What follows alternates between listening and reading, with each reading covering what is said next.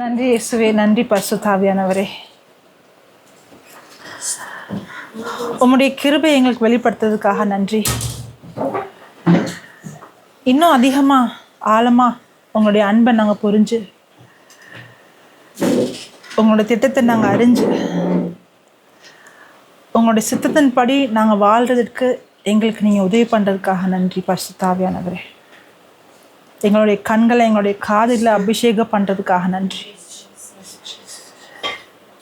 நீங்கள் என்ன எங்களை பேச விரும்புகிறீங்களோ அதை கேட்கறதுக்கும், நீங்கள் எதை நாங்கள் தெரிஞ்சுக்கணும்னு நினைக்கிறோமோ அதை நாங்கள் அறிந்து கொள்வதற்கும், நீங்கள் எதை பார்க்கணுன்னு விரும்புகிறீங்களோ அதை பார்க்குறதுக்கும், நாங்கள் எதை பேசணுமோ அதை பேசுகிறதுக்கான அந்த கிருபையை நீங்கள் எங்களுக்கு கொடுத்ததுக்காக நன்றி. இயேசுவின் நாமத்தில் ஜெபிக்கிறோம். ஆமென். ஹல்லேலூயா. Praise the Lord. ரோமர் 1:16-17 வாசித்தோம் இல்லையா? சரி, 16-17 வாசிங்க மறுபடியும். கிறிஸ்துவின் சுவிசேஷத்தை குறித்து நான் வெட்கப்படேன். முன்பு யூதரிலும் பின்பு கிரேக்கரிலும் விசுவாசிக்கிறவன் எவனோ அவனுக்கு ரட்சிப்பு உண்டாவதற்கு அது தேவ பலனாக இருக்கிறது. எது? சுவிசேஷம். அந்த சுவிசேஷம் என்ன சுவிசேஷம்? கிருபையின் சுவிசேஷம் தான் ஒருத்தவங்க ரட்சிப்பு பெறுவதற்கு தேவ பலனாக இருக்கிறது. அதுக்கப்புறம் விசுவாசத்தினாலே நீதிமான் 17 விசுவாசத்தினாலே நீதிமான் பிழைப்பான் என்று எழுதியிருக்கிறபடி விசுவாசத்தினால் உண்டாகும் தேவ நீதி விசுவாசத்திற்கு என்று அது சுவிசேஷத்தினால் வெளிப்படுத்தப்படு. அப்போ சுவிசேஷம் எதை வெளிப்படுத்துறதுன்னா, விசுவாசத்தினால தான் ஒருத்தவங்க வாழ்றாங்க. அந்த விசுவாசத்தின் மூலமாக தான் நீதி, அது என்னது? இல்ல வாசிங்க. விசுவாசத்தினாலே நீதிமான் பிழைப்பான் என்று எழுதியிருக்கிறபடி விசுவாசத்தினால் உண்டாகும் விசுவாசத்தினால் எது உண்டாகுமா? தேவ நீதி உண்டாகுமா? இந்த வெளிப்பாட்டை யார் நமக்கு கொடுக்குறா? சுவிசேஷம் நமக்கு என்ன வெளிப்பாட்டை கொடுக்குதுன்னா, விசுவாசத்தின் மூலமாக தான் ஒருத்தவங்க என்ன செய்ய முடியும்? நீதிமானா ஆக முடியும். அந்த விசுவாசத்தினால தான் நம்ம வாழ முடியுன்றத எது வெளிப்படுத்துது? சுவிசேஷம் வெளிப்படுத்துது. ரொம்ப ஈஸியாக சுலபமாக சொல்லிட்டேன், ஆனால் அது இன்னும் ஆழமாக இருக்குது. சுவிசேஷம் தான் நமக்கு வெளிப்பாட்டை கொடுக்கும். என்ன வெளிப்பாட்டை கொடுக்கும்? என்ன என்ன என்ன என்ன வெளிப்பாட்டை கொடுக்கும்?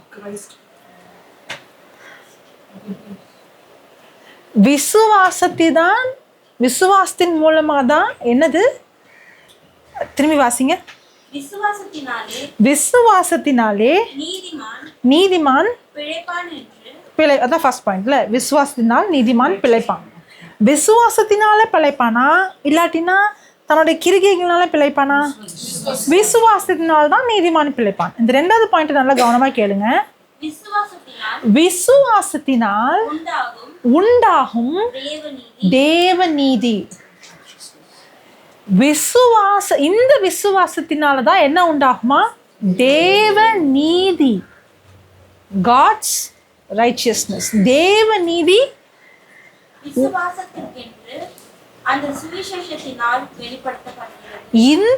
இது விசுவாசத்தால உண்டாகுது இல்லையா? தேவ நீதி இது எதன் மூலமாக வெளிப்படுத்தப்படுது? சுவிசேஷத்தினால் வெளிப்படுத்தப்படுது. ரெண்டு விஷயம் பார்க்குறோம். ஒன்று நியாயப்பிரமாணம், ஒன்று சுவிசேஷம். ஒன்று நியாயப்பிரமாணம், இன்னொன்று கிருபையின் சுவிசேஷம். நியாயப்பிரமாணம் எதை வெளிப்படுத்தும்? நியாயப்பிரமாணம்னா என்னது? முதல்ல இருந்தா யாரோ சொன்னாங்களே, கரெக்டாக தான் சொன்னீங்க. சொல்லிட்டு ஐயோ தப்பாக சொல்லிட்டோமான்னு யோசிக்கிறீங்களா? கட்டளைகள் என்ன கட்டளைகள்?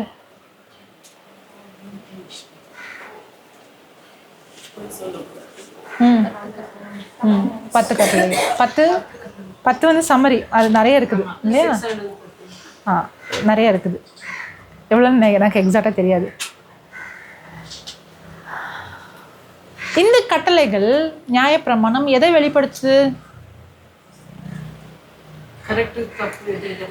சுவிசேஷம் எதை வெளிப்படுத்துது? விசுவாசத்தினாலே நீதிமான் பிழைப்பான் என்று எழுதியிருக்கிறபடி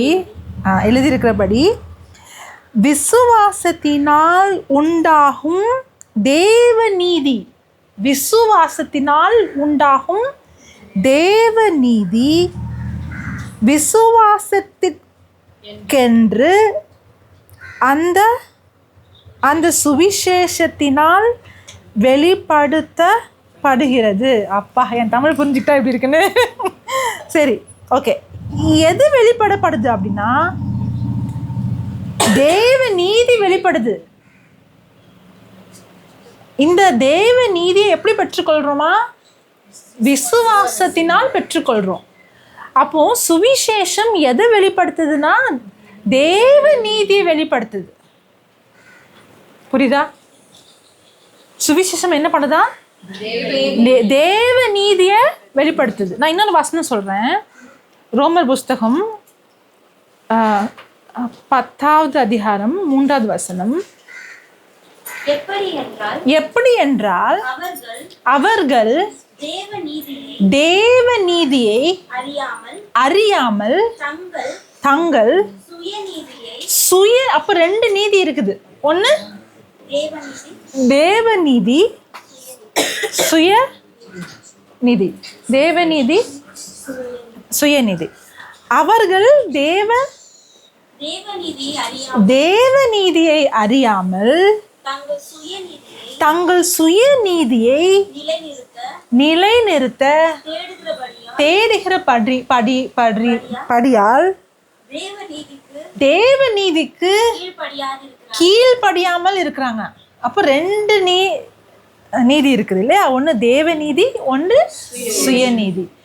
தேவநீதி அறியாம இருக்கிறதுனால தான் கடவுளுக்கு கீழ்ப்படியாமல் இருக்காங்கன்னு இந்த வசனம் சொல்லுது இல்லையா? அப்படி பண்ணக்கூடாதுன்னு இருக்குது. இந்த தேவநீதி, சுயநீதி, இந்த தேவநீதி எது யார் நமக்கு வெளிப்படுத்துறாருன்னா கிருபையின் சுவிசேஷம் தான் தேவநீதியை நமக்கு வெளிப்படுத்துது. இது எப்படி ஒருத்தவங்க பெற்றுக்கொள்றாங்கன்னா தேவநீதியை விசுவாசத்தின் மூலமாக தேவநீதியை பெற்றுக்கொள்றோம். இதுவரை புரிஞ்சுதா? ஓகே. அப்போ சுவிசேஷம் எதை வெளிப்படுத்துது? விசுவாசத்தினால் நாம் பெறுகின்ற தேவநீதியை வெளிப்படுத்துது. புரிஞ்சுதா? அப்போ நியாயப்பிரமாணம் எதை வெளிப்படுத்துது? மேலும் வாய்கள் யாவும் அடைக்கப்படும்படிக்கு உலகத்தார் யாவரும் தேவனுடைய ஆக்கினி தீர்ப்பிற்கு ஏதுவானவர்கள் ஆகும்படிக்கு நியாயப்பிரமாணம் சொல்லுகிறதெல்லாம் நியாயப்பிரமாணத்துக்கு உட்பட்டு இருக்கிறவர்களுக்கு சொல்கிறது என்று அறிந்திருக்கிறோம். தொடர்ந்து இப்படி இருக்க பாவத்தை அறிகின்ற அறிவு நியாயப்பிரமாணத்தினால். நியாயப்பிரமாணம் எதை வெளிப்படுத்துது? பாவத்தின் அறிவை என்ன செய்து வெளிப்படுத்துது. அப்ப நியாயப்பிரமாணம் எதை காட்டுதுன்னா நான் பாவின்றத காட்டுது. சுவிசேஷம், கிருபையின் சுவிசேஷம் எதை வெளிப்படுத்துதுன்னா தேவ நீதியை வெளிப்படுத்துது. நியாயப்பிரமாணம் எதை வெளிப்படுத்துது? என்னுடைய பாவத்தை வெளிப்படுத்துது. சுவிசேஷம் எதை வெளிப்படுத்துது? தேவ நீதியை வெளிப்படுத்துது. புரியுதா? சரி, இதை கொஞ்சம் இதாக படிக்கலாம். ஃபர்ஸ்ட் ரோமர் 1:16-17 படித்தோமா? 16, 17 வாசிக்குமா? இப்போ 18ஆவது வாசிக்க போகிறோம். சரியா? வாசிங்க, 18லேருந்து வாசிங்க. 18லேருந்து ஃபுல்லாக வாசித்துருங்க இந்த புஸ்தகம் ஃபுல்லாக. எல்லாரும் கவனியமாக கேட்கணும். நான் அதுலேருந்து எங்கேயாவது இருந்து கேள்வி கேட்பேன். 18லேருந்து 32வது வசனம் வரை அவங்க வாசிக்க போகிறாங்க. அதுலேருந்து நான் எங்கே இருந்தாலும் கேள்வி கேட்பேன். சத்தியத்தை அநியாயத்தினாலே அடக்கி வைக்கிற மனுஷனுடைய எல்லாவித அவபக்திக்கும் அநியாயத்துக்கும் விரோதமாய் தேவ கோபம் வானத்திலிருந்து வெளிப்படுத்தப்படுகிறது. தேவனை குறித்து அறியப்படுவது அவர்களுக்குள்ளே வெளிப்படுத்தப்பட்டிருக்கிறது. தேவனே அதை அவர்களுக்கு வெளிப்படுத்தி இருக்கிறார். எப்படி என்றால், காணப்படாதவைகளாகிய அவருடைய நித்திய வல்லமையை தேவ தத்துவம் என்பவைகள் உண்டாக்கப்படுகிறவைகளினாலே உலக உண்டானது முதற்கொண்டு தெளிவாய் காணப்படும். ஆதலால் அவர்கள் போக்கு சொல்ல இடமில்லை. அவர்கள் தேவனை அறிந்தும் அவரை தேவன் என்று மகிமைப்படுத்தாமலும் ஸ்தோத்தறியாமலும் இருந்து தங்கள் சிந்தனைகளினாலே வீணாதார்கள். உணர்வில்லாத அவர்களுடைய இருதயம் இருளடைந்தது. அவர்கள் தங்கள் ஞானிகள் என்று சொல்லியும் பைத்தியக்காரராகி அழிவில்லாத தேவனுடைய மகிமையை அழிவுள்ள மனுஷர்கள், பறவைகள், மிருகங்கள், ஊரும் பிராணிகள் ஆகிய இவைகளுடைய ரூபங்களுக்கு ஒப்பாக மாற்றினார்கள். இதன் நிமித்தம் அவர்கள் தங்கள் இருதயத்தில் உள்ள இச்சைகளினாலே ஒருவரோடு ஒருவர் தங்கள் சரீரங்களை அவமானப்படுத்தத்தக்கதாக தேவன் அவர்களை அசுத்தத்திற்கு ஒப்புக் கொடுத்தார். தேவனுடைய சத்தியத்தை அவர்கள் பொய்யாக மாற்றி சிருஷ்டிகரை தொழுது சேவியாமல் சிருஷ்டியை தொழுது சேவித்தார்கள். அவரே என்றென்றைக்கும் ஸ்தோத்தரிக்கப்பட்டவர். ஆமென். இதன் நிமித்தம் தேவன் அவர்களை இழிவான இச்சை ரோகங்களுக்கு ஒப்பு கொடுத்தார். அந்தபடியே அவர்களுடைய பெண்கள் சுபாவ அனுபோகத்தை சுபாவத்துக்கு விரோதமாக அனுபோகமாக மாற்றினார்கள். அப்படியே ஆண்களும் பெண்களை சுபாவப்படி அனுபவியாமல் ஒருவர் மேல் ஒருவர் விரகதாபத்தினாலே பொங்கி ஆணோடே ஆண் அவலட்சணமானதை நடப்பித்து தங்கள் தப்பிதத்திற்கு தகுதியான பலனை தங்களுக்கு அடைந்தார்கள். தேவனை அறியும் அறிவை பற்றி கொண்டிருக்க அவர்களுக்கு மனதில்லாதிருந்தபடியால் தகாதவர்களை செய்யும்படி தேவன் அவர்களை கேடான சிந்தனைக்கு ஒப்புக் கொடுத்தார். அவர்கள் சகலவித அநியாயத்தினாலும் வேசித்தனத்தினாலும் துரோகத்தினாலும் பொருளாசையினாலும் குரோதத்தினாலும் நிறையப்பட்டு பொறாமையினாலும் கொலையினாலும் வாக்குவாதத்தினாலும் வஞ்சகத்தினாலும் வன்மத்தினாலும் நிறைந்தவர்களுமாய் புறங்கூறுகிறவருமாய் அவதூறு பண்ணுகிறவர்களுமாய் தேவ பகைஞருமாய் துராகிருதம் பண்ணுகிறவருமாய் அகந்தை உள்ளவர்களுமாய் வீம்புக்காரருமாய் பொருளாதாரங்களை யோசித்து பிணைக்கிறவர்களுமாய் பெற்றோருக்கு கீழ்ப்படியாதவர்களுமாய் உணர்வில்லாதவர்களுமாய், அதாவது பெற்றோர்கள் கீழ்ப்படியாத இருக்குது, உணர்வில்லாதவர்களுமாய் உடன்படிக்கை மீறுகிறவர்களுமாய் சுபாவ அன்பு இல்லாதவர்களுமாய் இணங்காதவர்களுமாய் இரக்கம் இல்லாதவர்களுமாய் இருக்கிறார்கள். இப்படிப்பட்டவைகளை செய்கிறவர்கள் மரணத்திற்கு பாத்திரராய் இருக்கிறார்கள் என்று தேவன் தீர்மானித்து நீதியான தீர்ப்பை அவர்கள் அறிந்திருந்தும் அவைகளை தாங்களே செய்கிறதும் அல்லாமல் அவைகளை செய்கிற மற்றவர்களிடத்தில் பிரியப்படுகிறதுமாய் இருக்கிறார்கள். இப்போதான் அவர் சுவிசேஷம் கிருபை அப்படி சொல்றாருல, கிருபைனால் உங்களுடைய கிருகையினால் அல்ல, அவருடைய கிருபையினால் நம்ம செஞ்சதுனால கிடையாது அவர். ஆனால் இங்கே அப்படியே வேற மாதிரி பேசுகிற மாதிரி இல்லை, குழப்பமா இருக்கா இல்லையா? இது எப்படி தெரியுமா? அவர் பேசுறதுலேருந்து ஒரு பகுதியை மட்டும் எடுத்துகிட்டு இதுதான் சொல்கிறாருன்னு நினச்சிக்கிறோம். இங்கே அவர் என்ன சொல்கிறாரு அப்படின்னா, முதல்ல அவர் கிரேக்கர்களை வேற்றினத்தாரை பற்றி பேசுகிறார். அவர் என்ன சொல்கிறாரு அப்படின்னா, 18வது வசனம் நான் வாசிங்க 18வது வசனம் வாசிங்க. ஏதாவது புரிஞ்சுதா இதுவரை அவங்க படித்ததில்ல வாசித்ததில்ல? என்ன புரிஞ்சுது? வாஸ்தவங்களே சிரிக்கிறாங்க, எனக்கே புரியலையே. புரிஞ்சுதா புரியலையா? புரிஞ்சுதா? என்ன புரிஞ்சுது சொல்லுங்க. பாவங்களை பற்றி நல்லாவே புரிஞ்சுதுல்ல. இந்த பாவங்கள்லாம் செஞ்சு தண்டனை, அதானே புரிஞ்சுது? அதானே புரிஞ்சுது? இந்த பாவம்லாம் செஞ்சால் தண்டனை, அதானே புரிஞ்சுது? இந்த பாவம்லாம் பண்ணால் தண்டனை அப்படின்னா இதே புஸ்தகத்தில் இதே கடிதத்தில் தான் கொஞ்ச நேரத்துக்கு முன்னாடி படித்தோம். நியாயப்பிரமாணத்தின் மூலமாக தான் வாழ முடியுது. 16ஆம் வசனத்தில் 17ஆம் வசனத்தில் என்ன வசிங்க? விசுவாசத்தின் மூலமாக தான் பிழைப்பான்னு இருக்குது இல்லையா? இதெல்லாம் செய்கிறதுனால இருக்குதா? அப்புறம் ஏன் பவுல் இப்படியும் பேசுகிறாரு அப்படியும் பேசுகிறாரு?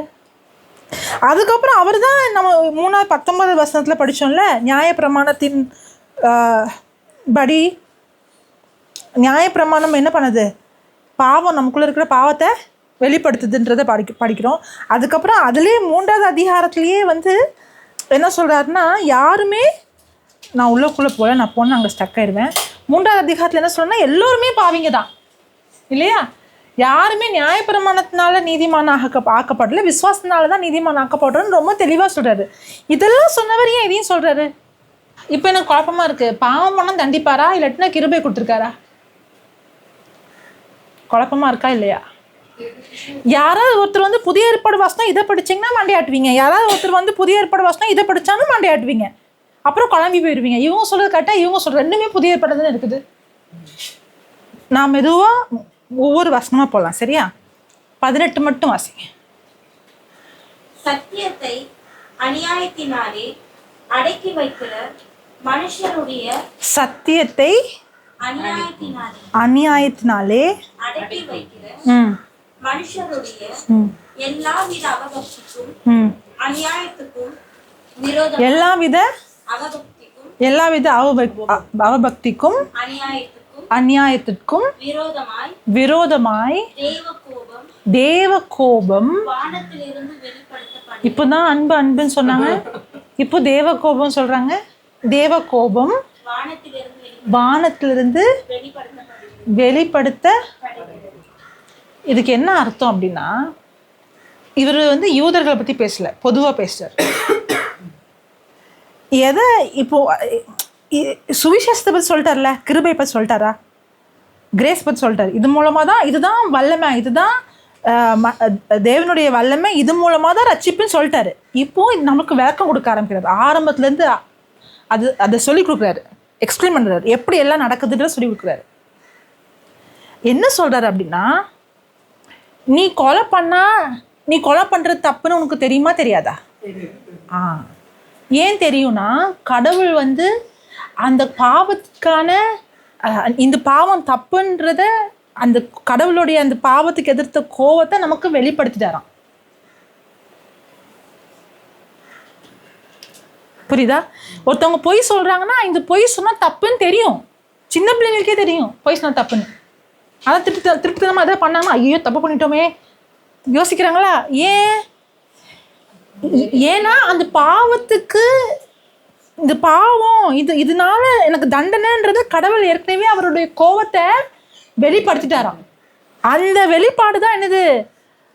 அந்த நியாயப்பிரமாணம் இருதயத்தில் இருக்குன்னு அர்த்தம். அதை அவர் எக்ஸ்பிளைன் பண்ணுறாரு. நான் கடவுள் நம்பிக்கை இல்லாமல் வாழ்கிறேன்ல, நான் பாவியாக வாழ்கிறேன்ல, இது தப்புன்னு பரலோகம் நமக்கு வெளிப்படுத்திடுச்சு. அது 10 கட்டில் தான் கொடுக்கணும்னு அவசியம் கிடையாது. எல்லா மனுஷனுக்கும் என்ன தெரியுமா? அவன் பண்ணுறது தப்புன்னு தெரியுமா? எப்படி தெரியும்? அவனுக்காக ஒன்றும் அறிவு வந்துலாம் தெரியல, பரலோகம் அவனுக்கு வெளிப்படுத்திருக்கு. அவன் கிறிஸ்தவனா பிறக்கணும், அவன் யூதனா பிறக்கணும்லாம் அவசியம் கிடையாது. அவன் மனுஷனா பிறந்தாலே போதும், அவன் பண்ணுறது பாவம்ன்றது கடவுள் என்ன செஞ்சுட்டாரு? வெளிப்படுத்திட்டாரு. அதுதான் இந்த வசனம். அதுதான் பவுல் சொல்கிறார். கடவுள் பக்தி இல்லாமல் உண்மைக்கு முரணாக நம்ம கெட்டவங்களா வாழ்கிறோம்ல, அதுக்கு கடவுள் எதிர்த்து இருக்கிறாரு. அவருடைய கோவம், அந்த பாவம், அதாவது வசனம் என்ன சொல்லுது? அவர் பாவத்தை வெறுக்கிறாரு, ஆனால் பாவிங்க நேசிக்கிறாரு. அந்த பாவத்துக்கு எதிர்த்து கடவுளுடைய கோபம் இருக்குல்ல, அந்த கோபம் நமக்கு ஏற்கனவே வெளிப்படுத்த. நீங்கள் யார்கிட்டையும் நீங்கள் போய் கடவுள் தண்டிப்பாருன்னு சொல்லணும் அவசியம் இல்லை, அவங்களுக்கு ஏற்கனவே தெரியும். ஏன்னா பரலோகத்திலிருந்து அந்த வெளிப்பாடு அவங்களுக்கு ஏற்கனவே இருக்குது. அதுதான் இந்த வசனம் சொல்லுது. இதுவரை புரியுதா? இது இப்போ நான் எக்ஸ்பிளைன் பண்ணலன்னா எப்படி பார்த்துக்குவீங்க? ஐயோ கடவுள் கோபம், எல்லார் மேலேயும் கோவப்படுவார். ஏன்னா நமக்கு அவருடைய குணமும் சுபாவமும் புரிஞ்சுக்கல. இப்போ வாசிங்க 18வது வசனத்தை. சத்தியத்தை அநியாயத்தினாலே அடக்கி வைக்கிற மனுஷர், அதான் மனுஷரும் சொல்றாரு. பொதுவாகவே எல்லா மனுஷருடைய எல்லாவித அவபக்திக்கும் அநியாயத்திற்கும் விரோதமாய் தேவனுடைய கோபம் வானத்திலிருந்து வெளிப்படுத்தப்படுகிறது. அப்போ வானத்திலிருந்து பாவத்துக்கு எதிர்த்து கடவுளுடைய கோபம் எல்லாருக்கும் வெளிப்படுத்திருக்குது. அதனாலதான் எல்லாருக்குமே தெரியும் இது பண்ண தப்பு அப்படின்னு எல்லாருக்கும் தெரியும். ஏன் மனுஷன் சொன்னதுனால கிடையாது, கடவுளே அது என்ன பண்ணியிருக்காரு, எல்லாருக்கும் வெளிப்படுத்திருக்காரு. அப்படின்னு அர்த்தம் எல்லாரோடைய இருதயத்துலையும் நியாயப்பிரமாணம் இருக்குது. எல்லாரோடைய இருதயத்துலையும் தெரியும் அவங்க தப்புன்னு சொல்லி. எல்லாரோடைய இருதயத்துலையுமே அவங்களுக்கு தெரியும் அவங்களுக்கு பாவம் இருக்குது, அவங்களுக்கு மன்னிப்பு தேவைன்னு எல்லாருக்குமே தெரியும். அப்புறம் தொடர்ந்து வாசிங்க. தேவனை குறித்து அறியப்படுவது அவர்களுக்குள்ளே கடவுள் இருக்கிறாருன்றத அவங்களுக்குள்ளேயே ஆண்டவர் வெளிப்படுத்திட்டாரு. நீ கிறிஸ்தவனாதான் இருக்கணும், நீ யூதனாதான் இருக்கணும்லாம் அவசியம் கிடையாது. நீ மனுஷனா இருந்தாலே தேவன் ஒருத்தர் இருக்கிறாரு, அவரு வந்து பாவத்தை வெறுக்கிறாரு, பாவத்துக்கு மேல விரோதமா இருக்கிறாரு, பாவம் என்று தவறுன்றதையும் வெளிப்படுத்திருக்காரு. இந்த தேவன் உண்மையான தேவன், அவர் தான் எல்லாத்தையும் படைத்தாருன்ற அறிவையும் நம்ம கொடுத்திருக்காராம். திரும்பி வாசிங்க. அந்த தேவனை குறித்து அறியப்படுவது அவர்களுக்குள்ளே வெளிப்படுத்தப்பட்டிருக்குது. அப்படின்னா இந்த உலகத்துல யாராவது கடவுள் இல்லைன்னு சொல்றாங்கன்னா அவங்க போய் சொல்றாங்க. கடவுள் இல்லை, எனக்கு கடவுள் நம்பிக்கை கிடையாது, நான் ஒரு ஏத்திஸ்ட்னு சொல்றாங்கன்னா அவங்க போய் சொல்றாங்க. ஏன் போய் சொல்றாங்க? ஏன்னா வசனம் ரொம்ப கிளியரா இருக்குது. எல்லா மனுஷங்களுக்குள்ளேயும் கடவுள் இருக்கிறாருன்றத வெளிப்பாடு ஆண்டவர் கொடுத்துட்டாரு. எல்லா மனுஷனுக்குள்ளேயும் பாவம் தப்புன்ற வெளிப்பாட்டை அவரு கொடுத்துட்டாரு. எல்லாருக்குள்ளேயும் ஒரு குரல் இருக்குது. அந்த குரல் வந்து கடவுள் உண்மை, கடவுள் ஒருத்தர் இருக்கிறாருன்றதை வெளிப்படுத்திட்டாருன்னு சொல்றேன் இந்த வசனம் சொல்லுது. பாவத்துக்கு எதிர்த்து ஆண்டவருடைய கோபமும் பரலோகத்தில் இருக்கிற கோபமும் நமக்குள்ள வெளிப்படுத்திட்டு கடவுள் உண்மையாக இருக்கிறாருன்றதையும் நமக்குள்ள அவர் வச்சுட்டாரா, நம்ம இருதயத்துக்குள்ள ஏற்கனவே இருக்குதான். அதுக்கப்புறம் தொடர்ந்து வாசிங்க. யார் வெளிப்படுத்தினா? தேவனே அவர்களுக்கு. இவர் யாரை பத்தியுமே சொல்றாரு, நீங்கெல்லாம் யூதர்கள் உங்களுக்கு தான் தெரியும் நினைக்கிறீங்கல்ல, அப்பெல்லாம் கிடையாது, இது எல்லாருக்குமே வெளிப்படுத்தப்பட்டிருக்குன்னு சொல்றாரு. புரியுதா? ஏன்னா உங்களுக்கு மட்டும்தான் வாக்கு, உங்களுக்கு மட்டும்தான் சுவிசேஷம், உங்களுக்கு மட்டும்தான் மீட்பு, உங்களுக்கு மட்டும்தான் ரட்சிப்புன்னு நினைச்சிடாதீங்க.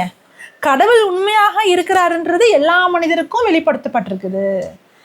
இது பாவம் அப்படின்ற அறிவு எல்லாருக்குமே வெளிப்படுத்திருக்குது. தப்பு பண்ண தண்டனைன்ற அறிவு எல்லாருக்குமே வெளிப்படுத்தப்பட்டிருக்குது. இது எல்லாத்தையும் தேவனே வெளிப்படுத்திருக்காரு. எல்லா மனிதரும் இருதயத்திலையும் அவர் வச்சிருக்கிறாரு. இப்போ புரியுதா என்ன சொல்றாருன்னு? அப்புறம் எப்படி என்றால் காணப்படாதவைகள். அப்போ 2 விஷயம் சொல்றாரு. ஒண்ணு வந்து இருதயத்துக்குள்ள வச்சுட்டாரு, இன்னொன்னு வந்து நம்ம கண்ணால பாக்குறோம் இல்லையா இந்த உலகம், இதன் மூலமாலாம் பேசுறாரு. நம்மளை சுத்தி இருக்கிற எல்லாமே ஆண்டவர் நமக்குள்ள பேசுறாரு. அப்புறம் அவருடைய படைப்பின் மூலமா நம்ம கிட்ட பேசுறாரு. முதல்ல எங்க பேசுறாரு? நம்மளுடைய இருதயத்துல பேசுறாரு. அதுக்கப்புறம் என்ன செய்யறாரு? படைப்பின் மூலமா பேசுறாரு.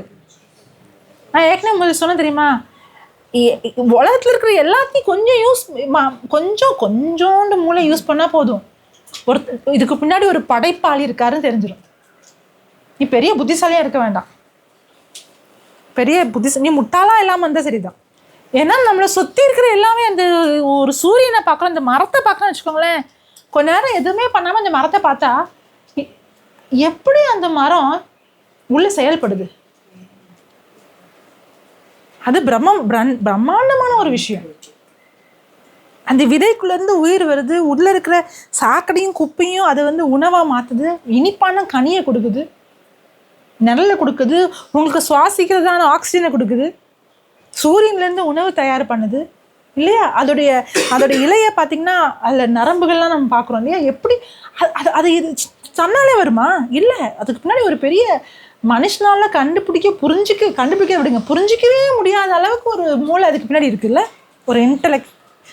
அப்போது இது எல்லாத்தையும் கொஞ்சம் பார்த்தாலே தெரியும், படைத்தவர் ஒருத்தர் இருக்கிறார், அவர் பிரம்மாண்டமானவர் இல்லையா? அதுதான் அவர் சொல்கிறாரு. வாசிங்க. உங்களுக்கு மட்டும்தான் வாக்குறுதி கொடுத்துருக்குன்னு கிடையாது, யூதர்களுக்கு மட்டும்தான் கிடையாது, எல்லோருக்குமே ஆண்டவர் செஞ்சிருக்காரு. அவர் கடவுள்னு வெளிப்படுத்திருக்கிறாரு, அதை இருதயத்துலையும் வச்சிருக்கிறாரு. அதுக்கப்புறமா எப்படி என்றால் காணப்படாதவனா இருக்குது. Okay, காணப்படாதவைகளாகிய invisible. ஓகே, அவருடைய நித்திய வல்லமையை தேவ தத்துவம் என்பவைகள் உண்டாக்க, அவர் கிரியேட் பண்ணியிருக்காரு இல்லையா, உலகத்துல உண்டாக்க பட்டிருக்கின்றவைகள்னாலே உலகம் உண்டாகும் முதல் கொண்டு தெளிவாய் காணப்படுதான். எதன் மூலமா? உலகம் முழுவதும் தெளிவா அவருடைய சிருஷ்டிகள் மூலமா, அவர் எது உருவாகியிருக்காரோ அதன் மூலமாக அவர் உண்மையா இருக்கிறார்ன்றது தெளிவாக காணப்படுகின்றது. அப்புறம் ஆதலால் அவர்கள் போக்கு சொல்ல, இங்கிலீஷ்ல எக்ஸ்கியூஸே சொல்ல முடியாதுன்னு இருக்குது. அவங்க என்ன செய்ய முடியாது? Without excuse. அவங்க என்ன செய்ய முடியாது? போக்கே சாக்கே சொல்ல முடியாது. எனக்கு கடவுள் தெரியாதே, நான் கேள்வியே படலையே, எனக்கு நான் பிறந்த ஊர்ல கிறிஸ்துவ பத்தி யாருமே பேசலையே, கடவுள்னு ஒருத்தர் இருக்காருன்னு எனக்கு தெரியாதே, யாருமே என்கிட்ட கடவுளை பற்றி சொல்லதே கிடையாது அப்படின்னு போக்கே சொல்ல முடியாது. ஏன்னா எல்லோருக்கும் கடவுள் இருக்காருன்றது வெளிப்படுத்தப்பட்டிருக்கு. அதான் வசனம் சொல்லுது, போக்கே இடமில்லை. நீ யூதனா இருந்தாலும் சரி, கிரேக்கனாக இருந்தாலும் சரி, நீ என்ன செய்ய முடியாது? இது முக்கியமா கிரேக்கருக்கு தான் சொல்றாரு, என்ன செய்ய முடியாது? கடவுள் இல்லைன்ற போக்கே, இல்லாட்டா கடவுள் உண்மையான கடவுள் தெரியாதுன்ற ஒரு காரணமே சொல்ல. ஏன்? கடவுள் தொடர்ந்து நம்மளோட பேசிக்கொண்டே இருக்கிறார். எப்பல இருந்து? ஆரம்பத்துல இருந்து, நம்ம பிறந்ததுல இருந்து பேசிட்டு இருக்கிறாரு. எல்லா மனுஷருக்குள்ளேயும் கடவுள் இருக்கிறாருன்றதை வச்சிருக்கிறாரு, கடவுள் ஒருத்தர் இருக்கிறாருன்றதை உள்ள வச்சிருக்கிறாரு. எல்லா மனுஷனுக்குமே பாவத்துக்கு தண்டனை தான், சம்பளம் தண்டனைன்றது எல்லாரும், மரணம் தான்ன்றது எல்லாருக்குள்ளேயும் இருக்குது. இது எல்லாருக்கும் வெளிப்படுத்தப்பட்டிருக்காரு. அதனால யாருமே எனக்கு கடவுள் தெரியாதுன்னு சொல்ல முடியாது. இப்ப தொடர்ந்து வாசிங்க. அவர்கள் தேவனை அறிந்தும் சொல்றாங்கல்ல, அவங்க கடவுளை அறியாமலாம் இல்ல, அறிந்தும். ஏன்னா அந்த குரலை கேட்டும், அந்த குரலை கேட்டும் அவங்க இருதயத்தை என்ன செஞ்சுக்கிறாங்க? கடினப்படுத்திடுறாங்க. அறிந்தும் அவரை தேவன் என்று மகிமைப்படுத்தாமலும் ஸ்தோத்தரியாமலும் தங்கள் சிந்தனைகளாலே வீணார் ஆனார்கள். என்ன தெரியுமா? நம்ம இருதயம் என்ன ஆகும்னா, ஒன்று ஒளி இன்னொன்று இருள் இல்ல, ஒன்று ஒளி இன்னொன்று இருள். நிறைய நேரங்கள்ல நான் ஏற்கனவே சொன்ன விஷயம்தான், நான் தான் கடவுளை தேடி போனேன், கடவுளை தேடி கடவுள் இருக்கிறாரா இல்லையா நான் ஆராய்ச்சி பண்ணேன், அப்போ இந்த சுவிசேஷத்தை கேட்டு மனம் மாறினேன், அப்போ கடவுள் என்னை வெளிப்படுத்தினார், அப்படி தானே நினைக்கிறோம். ஆனால் அப்படி கிடையாது. கடவுள் எப்பவுமே நம்ம கூட பேசிட்டு இருக்கிறாரு. நம்ம தான் என்ன பண்ணுவோம் தெரியுமா? நம்மளை பிஸியாக வச்சுக்குவோம். நம்ம தான் அந்த குரலுக்கு செவி சாய்க்காம நம்மளை அந்த குரலை என்ன செஞ்சிடுவோம்னா உதாசீனப்படுத்திடுவோம், இக்னோர் பண்ணிடுவோம். அப்படி பண்ணும்போது என்ன ஆகும்னா நம்ம இருதயம் கடினமாக்கிட்டே வரும். அப்படி கடினமாகும் பொழுது அந்த இருதயம் இருள் நிறைஞ்ச இருதயமாக மாறிடும். அதனால தான் குழந்தையா இருக்கும்போது இன்னும் ஈஸியாக இருக்கும், நாள் ஆக ரொம்ப கஷ்டமாக இருக்கும். சின்ன குழந்தைங்களுக்கு சுவிசேஷம் சொல்கிறது, ஏசப்பா பற்றி பேசுறது ரொம்ப ஈஸியாக இருக்கும். வளர வளர வளர கஷ்டமாக இருக்கும். ஏன்? அந்த மென்மையாக இருதயம் அப்படியே கொஞ்சம் கொஞ்சமாக கடினமான இருதயமாயிட்டே வரும், இருண்ட இருதயமாயிருது. அது எந்த அளவுக்கு போயிடுறாங்கன்னா இருதயம் மங்கி போயிடுது. கடவுளே இல்லை அப்படி இல்லாட்டினா அவங்களாவே கடவுளை உருவாக்கி இது கடவுள் அதை கடவுள் எல்லாத்தையும் கடவுள்னு கூப்பிடுற படைத்தவரை கும்பிடாம படைப்பை கும்பிடுற நிலைமைக்கு வந்துடுவாங்க. அது ஏன் அந்த நிலைமைக்கு போகிறோன்னா அந்த குரலை உதாசீனப்படுத்திட்டே இருக்கிறதுனால தான். நிறைய நேரங்களில் ஒருத்தவங்க நல்லா இருக்காங்கன்னு வச்சுக்கோங்களேன், நல்லா பணம் சம்பாதிக்கிறாங்க, நல்லா ஓஹோன்னு இருக்காங்க, நல்லா அறிவாளியாக இருக்காங்க, நல்லா அழகாக இருக்காங்க. அவங்கக்கிட்ட போய் சுவிசேஷம் சொன்னால் எனக்கு இதுக்கெல்லாம் டைம் இல்லை, இதெல்லாம் வேலை இல்லாதவங்க பண்ணுறது இல்லை, உங்களுக்கு எதுவும் வேலை வெட்டி இல்லாமல் நிறைய ஃப்ரீயாக இருக்கீங்க போல் அதனால இதெல்லாம் பண்ணுவீங்க. கேட்டிருக்கீங்களா? என்ன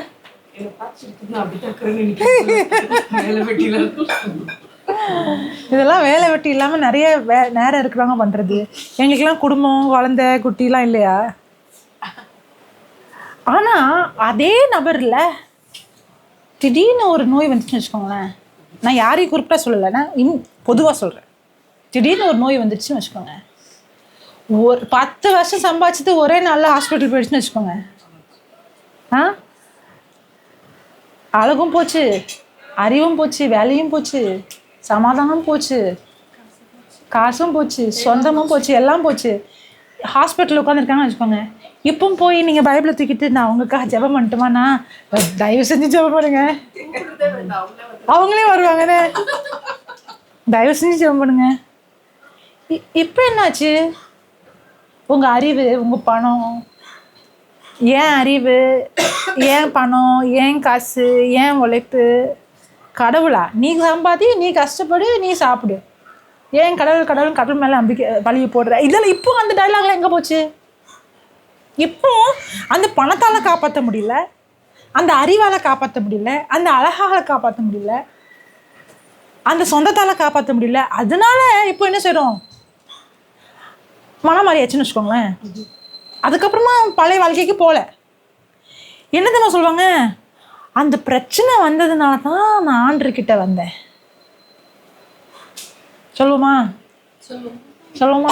எனக்கு அந்த பிரச்சனை வந்ததுனால தான் ஆண்டருக்கு. அந்த பிரச்சனை வரலன்னா ஆண்டர். இப்போ எனக்கு என்ன கேள்வினா, ஆண்டவர் அந்த பிரச்சனை வந்தப்போ தான் பேசினாரா? அதுக்கு முன்னாடியே பேசினாரு. ஆனா எனக்கு தான் நேரம் இல்லை, நான் டூ பிஸி.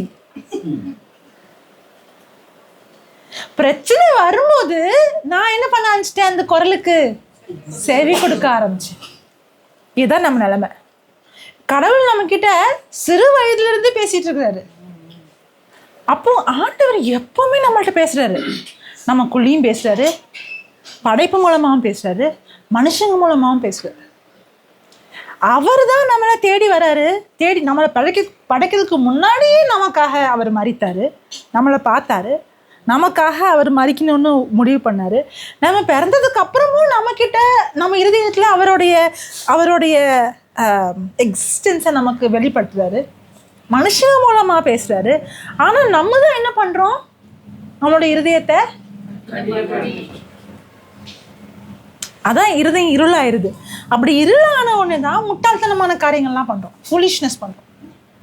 நம்மளாவே கடவுள் ஆயிடுறோம், நம்மளாவே கடவுளை உருவாக்கிடுறோம்.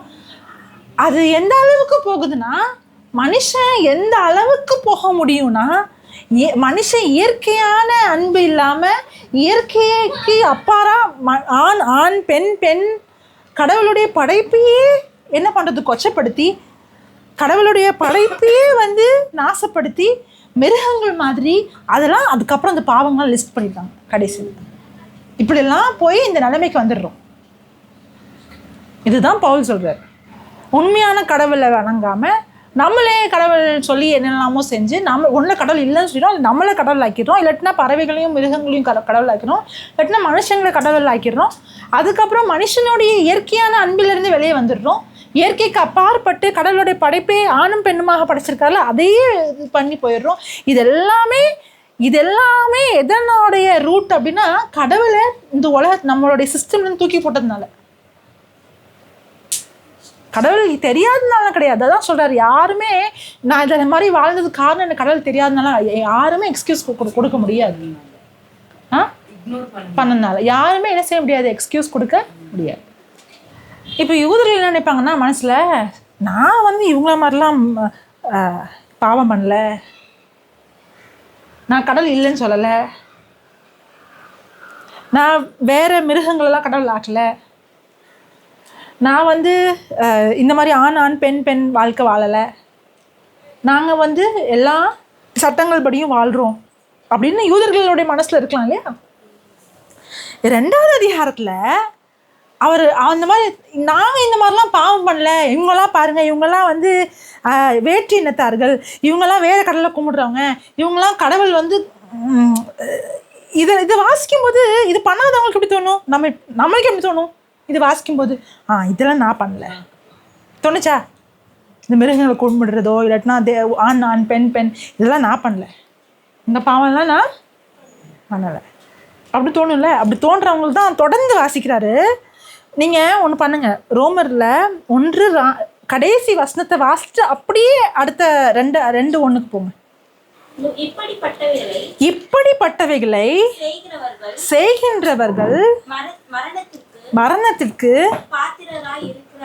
பாத்திரர்களாக இருக்கிறார்கள் என்று தேவன் தீர்மானித்த நீதியான தீர்ப்பை அவர்கள் அறிந்தும், அவங்க உலகத்துல கெட்டவங்களா வாழ்றோம்ல, நம்ம கெட்டது பண்றோம் நமக்கே தெரியும் இல்லையா. இப்போ நம்ம கிறிஸ்துவை ஏற்றுக்கிட்டோம், முன்னாடி நமக்கு தெரியுமா தெரியாதா? தெரியும். தெரிஞ்சுமே பண்ணலையா? பண்ணோம். கிறிஸ்துவ அறிவுக்கு முன்னாடி எப்படி இருந்தோம், இது எல்லாரை பற்றி தான் சொல்லப்படுது. தெரிஞ்சுமே நம்ம என்ன செஞ்சோம், கெட்டவங்களா தான் வாழ்ந்தோம். அப்புறம் அறிந்திருந்தும் அவைகளை தாங்களே நம்மளே செய்யறதும் அல்லாமல் அவைகளை செய்கிற மற்றவங்க கிட்ட நம்மளும் செஞ்சுக்கிட்டோம். நமக்கு கூட்டாளிங்க இருந்தாங்க. உலகம் எல்லாருமே பண்ணுறது தானே, நான் என்ன புதுசாக பண்ணுறேன், லஞ்சம் எல்லாரும் தானே வாங்குறாங்க, நான் புதுசாக பண்ணுறேன் இல்லையா, சட்டத்தை எல்லாரும் தானே மீறுறாங்க, நான் என்ன புதுசாக பண்ணுறேன்னா இதில் என்ன தப்பு இருக்குது அப்படின்னு நம்ம எல்லோருமே என்ன பண்ணோம், பாவத்துக்குள்ள வாழ்ந்தோம். தெரிஞ்சுமே, தப்புன்னு தெரிஞ்சுமே வாழ்ந்தோம். இப்போ அடுத்த வசனத்தை வாசிங்க. ஆகையால் மற்றவர்களை குற்றவாளியாக தீர்க்கின்றவனை நீ யாராக இருந்தாலும் சரி, போக்கு சொல்ல உனக்கு இடமில்லை. நீ குற்றமாக தீர்க்கிறவைகள் எவைகளோ அவைகளை ஒருவேளை நான் இப்படிப்பட்ட குற்றம்லாம் செய்யலை, நான் ரொம்ப நீதிமான் நீ நினைக்கிற அப்படின்னா, அப்படின்னு நீ மற்றவங்கள தீர்ப்பிடுறேன்னா, அதனால தான் இயேசு கிறிஸ்து சொல்கிறாரு, பரிசேயர்கள் இயேசு கிறிஸ்து கூட இருந்தவங்க என்னன்னு கூப்பிடுவாங்க? பரிசேயர்கள் இயேசு கிறிஸ்து கூட இருந்தவங்க எப்படி கூப்பிட்டாங்க? நல்லவங்கன்னு கூப்பிட்டாங்களா? இயேசு கிறிஸ்து கூட இருந்தவங்க எப்படி கூப்பிட்டாங்க? இயேசு கிறிஸ்து கூட இருந்த கூட்டம் யாரு? அந்த கூட்டத்தை எப்படி கூப்பிட்டாங்க? இவர் யாரோட உண்றாரு, யாரோட? இவ்வளவா கஷ்டமா இருக்கு உங்களுக்கு? ஏன் அவங்களெல்லாம் சின்னர்னு கூப்பிடுறாங்க, பாவிங்கன்னு கூப்பிடுறாங்க இந்த பரிசேயர்கள்? ஏன்னா அவங்கெல்லாம் இப்போ படிச்சோம்ல, இந்த 18, 19, 20, 21 இதெல்லாம் பண்றவங்க. கடவுள் இருக்கும் தெரிஞ்சும், கடவுள் உண்மைன்னு தெரிஞ்சும், இந்த மாதிரி என்னெல்லாம் அந்த லிஸ்ட் வாசிச்சிங்களா இல்லையா? கொலை பண்ணுறவங்க, கெட்டது பண்ணுறவங்க, புறம் பேசுகிறவங்க, கடவுளை வெறுக்கிறவங்க, எல்லா விதமான தப்பான விஷயங்கள் பண்ணுறவங்க வாசிச்சிங்களா இல்லையா? ரோமர் 1ல் இதெல்லாம் பண்ணுறவங்க அவங்க. அதனால அவங்க யாரு? அவங்கெல்லாம் பாவி. அப்போ இந்த பரிசேயர்கள் யாரு? இதெல்லாம் பண்ணாதவங்க. அதான் பவுல் சொல்றாரு, முதல்ல என்ன பாயிண்ட் கொண்டு வர்றாரு, எல்லாருமே பாவிங்க. ஏன்னா யாருக்குமே எக்ஸ்கியூஸ் கிடையாது. ஏன்னா எல்லாரோட இருதயத்துலேயுமே கடவுளுடைய கோபனை இது வெளிப்படுத்திருக்கு, அவர் உண்மையாக இருக்கிறான்னு வெளிப்படுத்திருக்குது. அது தெரிஞ்சுமே நம்ம வேணும்னு என்ன பண்ணுறோம், இருதயத்தை கடினப்படுத்தி இந்தந்த பாவெல்லாம் பண்ணி இதெல்லாம் பாவம்னு லிஸ்ட் வந்துடுச்சு. இந்த லிஸ்ட் வந்ததுக்கு அப்புறம் என்ன சொல்கிறாருன்னா, இதை இவங்கெல்லாம் எப்படி பண்ணுறாங்க நீங்கள் தீர்ப்பிடுறீங்க பார்த்தீங்களா, நீங்கள் பெரிய ஒழுங்கோ அப்படின்னு கேட்குறாரு. அதனால இயேசு கிறிஸ்து சொல்றாரு, நீ விபச்சாரம் பண்ணலன்றதுக்காக நீ நல்லவே நினைக்கிறியா? நீ ஒரு பெண்ணை இச்சையோடு பார்த்தாலே நீ விபச்சாரம் பண்ணிட்ட அப்படின்னு சொல்ற. நீ கொலை பண்ணலன்றதுனால நீ கொலையாளி இல்லைன்னு நீ நீதிமான் நினைக்கிறியோ, அதனாலதான் இந்த பாவிகள்னு சொல்றியோ. நீ எப்போ இந்த பாவிகள்னு சொல்லுவ? நான் பாவியா இல்லாத போதுதான் இந்த பாவிகள்னு சொல்லுவேன். அப்போ நீ உன்னை எப்படி பார்க்குற? சுயநீதிக்காரனா பார்க்குற. இந்த சுயநீதி எப்போ வரும்? எப்போ வரும் இந்த சுயநீதி? நான் பாவம் பண்ணலை, நான் நியாயப்பிரமாணத்தின்படி வாழ்கிறேன், எங்களுக்கு நியாயப்பிரமாணம் கொடுக்கப்பட்டிருக்குது, எங்களுக்கு நியாயப்பிரமாணம் கொடுக்கப்பட்டிருக்கிறதுனால எங்களுக்கு நாங்கள் தேர்ந்தெடுக்கப்பட்டவர்கள், எங்களுக்கு உண்மை இருக்குது, நாங்கள் இவங்க பண்ணுற பாவத்தெல்லாம் பண்ணல நீ நினைக்கிற அப்படின்னா, நீ எப்படி மற்றவங்களை தீர்ப்பிடுறியோ அதே மாதிரி தான் உனக்கும் தீர்ப்பு இருக்கும் சொல்கிறார். அவர் இதுதான் எழுதுறாரு, ரொம்ப விவரமாக. அவர் சும்மாலாம் இந்த கடிதம் எழுதலை, டைரெக்டாக சுவிசேஷத்தை சொல்லலை. அவர் படிப்படியாக போகிறார். அது அப்புறம் 3வது அதிகாரத்துலேருந்து சொல்கிறாரு, இங்கே நீ கிரேக்கனாகவும் இருக்கலாம், யூதனாகவும் இருக்கலாம், 2 பேருமே பாவி தான். யாருமே தன்னுடைய கிரிகைகளால் என்ன செய்ய முடியாது? மீட்பு பெற முடியாது. அதை தான் சொல்ல வர்றாரு. வாசிங்க 2வது அதிகாரம், திரும்பி வாசிங்க 1வது வசனத்திலிருந்து. ஆகையால் மற்றவர்களை குற்றவாளியாக தீர்க்கிறவனே, நீ யாரானாலும் சரி, போக்கு சொல்ல அவங்களுக்கும் போக்கு சொல்ல இடம் இல்லை.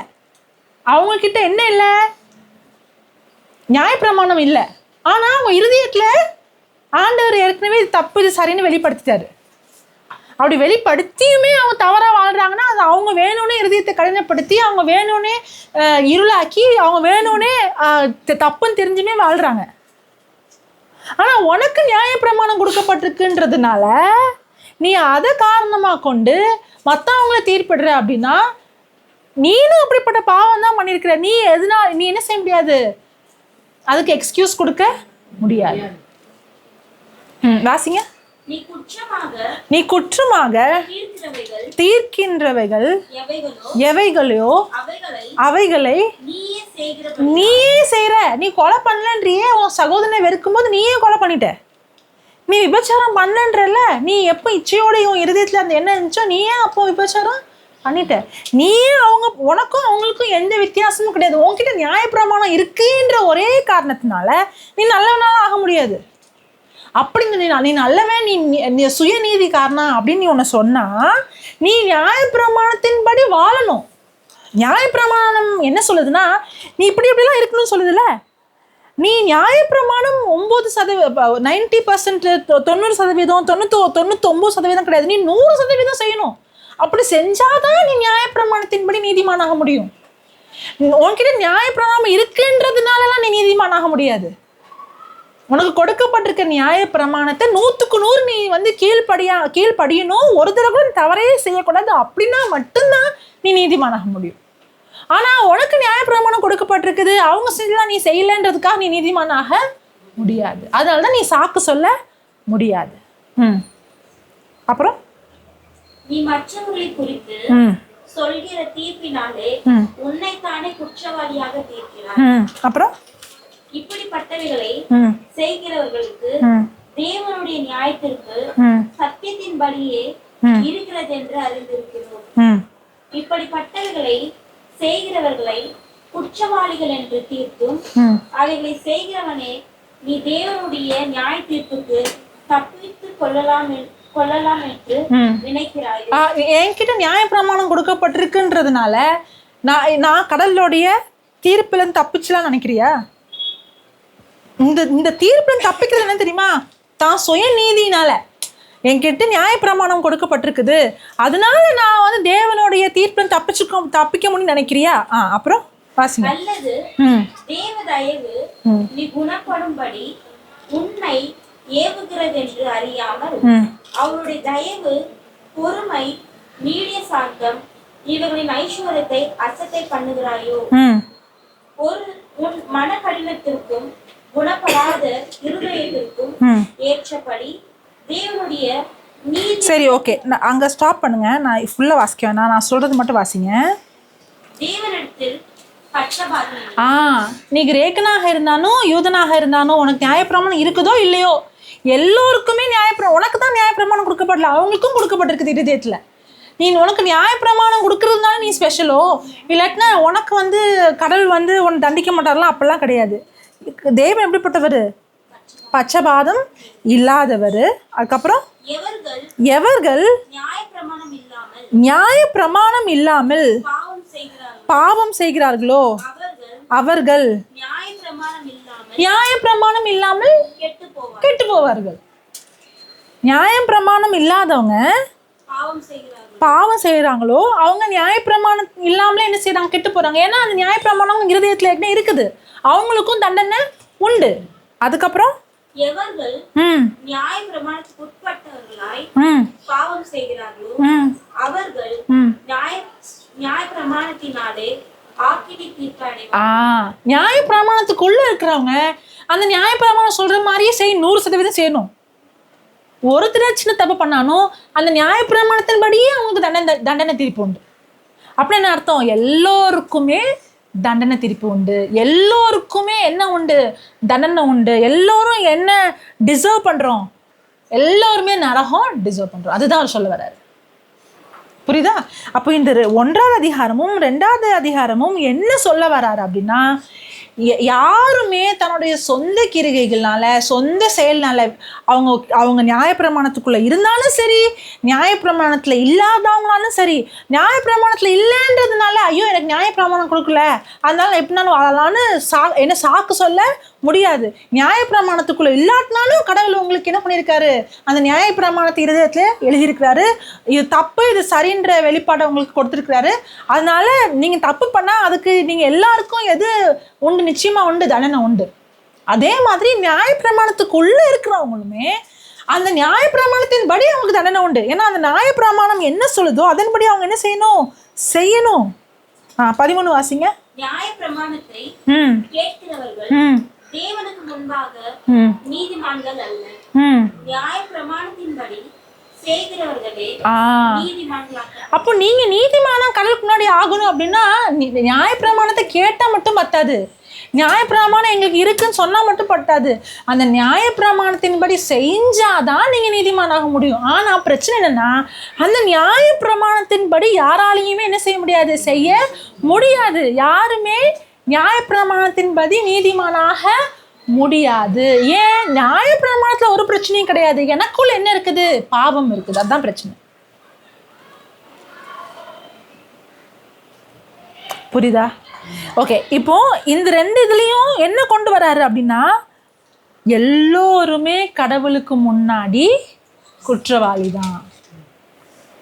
யாரும் தெரியாம உண்மை தெரியாம இக்னரண்டா ஐயோ எனக்கு ஒன்றும் தெரியாது அதனால தான் நான் பாவம் மாட்டேன் அதனால தான் நான், அப்படிலாம் கிடையாது. எல்லோருமே கடவுளுக்கு முன்னாடி குற்றவாளி.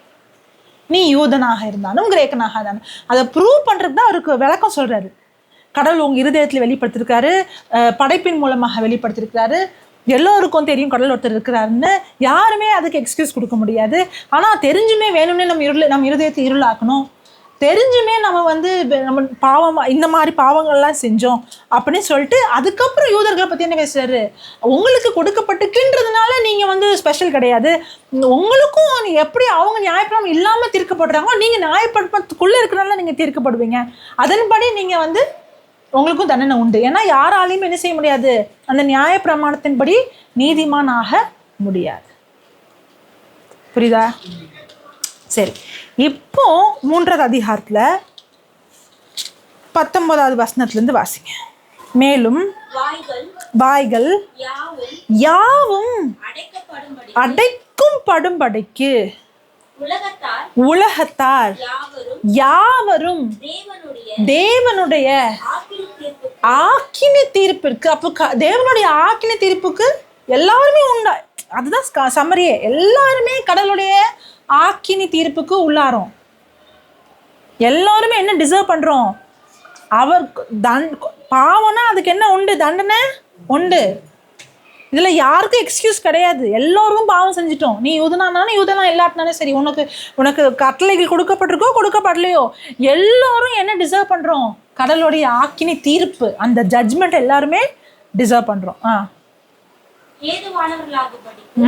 நியாயப்பிரமாணம் சொல்கிறதெல்லாம் நியாயப்பிரமாணத்திற்கு உட்பட்டு இருக்கிறவர்களுக்கே சொல்கிறது என்று அறிந்திருக்கிறோம். அப்புறம் இப்படி இருக்க பாவத்தை அறிகிற அறிவு பாவத்தை அறிகின்ற அறிவு நியாயப்பிரமாணத்தினால் வருகின்றபடியினால் எந்த மனுஷனும் நியாயப்பிரமாணத்தின் கிரிகைகளினாலே தேவனுக்கு முன்பாக நியாயப்பிரமாணத்தின் மூலமா யாருமே என்ன ஆக்க முடியாதான்? நீதிமான் ஆக முடியாது. யாருமே என்ன செய்ய முடியாது?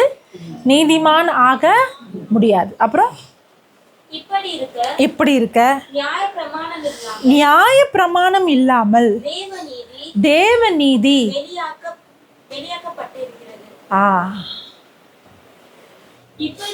இப்படி இருக்க நியாய பிரமாணம் இல்லாமல் தேவ நீதி வெளியாக்கப்பட்டிருக்கிறது. தேவநீதி நியாயப்பிரமாணம் இல்லாம தேவநீதி எது வெளியாக்கப்பட்டிருக்குது? சுவிசேஷம். சுவிசேஷம், கிருபையின் சுவிசேஷம் எதை வெளிப்படுத்திருக்குதா? தேவ நீதியை வெளிப்படுத்திருக்குதா. தேவ நீதியை வெளிப்படுத்திருக்குதா. நியாய பிரமாணம் எதை வெளிப்படுத்துது? பாத்தீங்களா? நியாய பிரமாணம் எதை வெளிப்படுத்துது? பாவத்தை வெளிப்படுத்துது இல்லையா? ஓகே, நியாய பிரமாணம் என்னதுன்னா, உங்களுக்கு உங்களுடைய பாஷையில பேசினா புரியும். கோர்ட்ல போறீங்க, ஒருத்தவங்க மேலே ஒரு கேஸ் போடுறாங்க. அவங்க குற்றவாளியா இல்லையான்னு நிரூபிக்கணும். எப்படி நிரூபிப்பாங்க? ப்ரூவ் பண்ணணும். எதன் அடிப்படையில் ஒருத்தவங்களை குற்றவாளின்னு சொல்லுவோம்?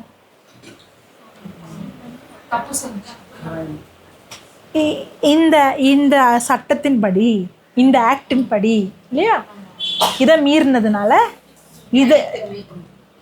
இதை மீறினதுனால நீ குற்றவாளி இல்லையா? அந்த ஆக்டே இல்லைன்னா, அங்கே ஒரு சட்டமே இல்லைன்னா அது குற்றமாகுமா? இல்லையா? அது சட்டமாக எப்போ இருக்குதோ அப்போ தான் அந்த குற்றம் இருக்கும் இல்லையா? அது ஏன் அந்த சட்டத்தை தான் ஆண்டவர் எழுதத்தில் வச்சிருக்காரு. இதை நீ பண்ணா தப்பு. அதுதான் யூதர்களுக்கு எழுத்துல கொடுத்துருக்காரு, இது தானா தப்பு. இப்போ இந்த யூதர்கள் எப்படி அதை தப்பாக புரிஞ்சுட்டாங்கன்னா, சரி இதெல்லாம் தானே செய்யக்கூடாது, நாங்கள் செய்ய மாட்டோம். இதெல்லாம் தான் செய்யக்கூடாது, நாங்கள் செய்ய மாட்டோம், நாங்கள் புனிதமாக வாழ்ந்துருவோம். ஆனால் அந்த சட்டம் ஏன் கொடுக்கப்பட்டிருக்குதுன்னா, நீங்கள் புனிதமாக வாழ்ந்து அதனால மீட்பு பெறதுக்காக கொடுக்கப்படல.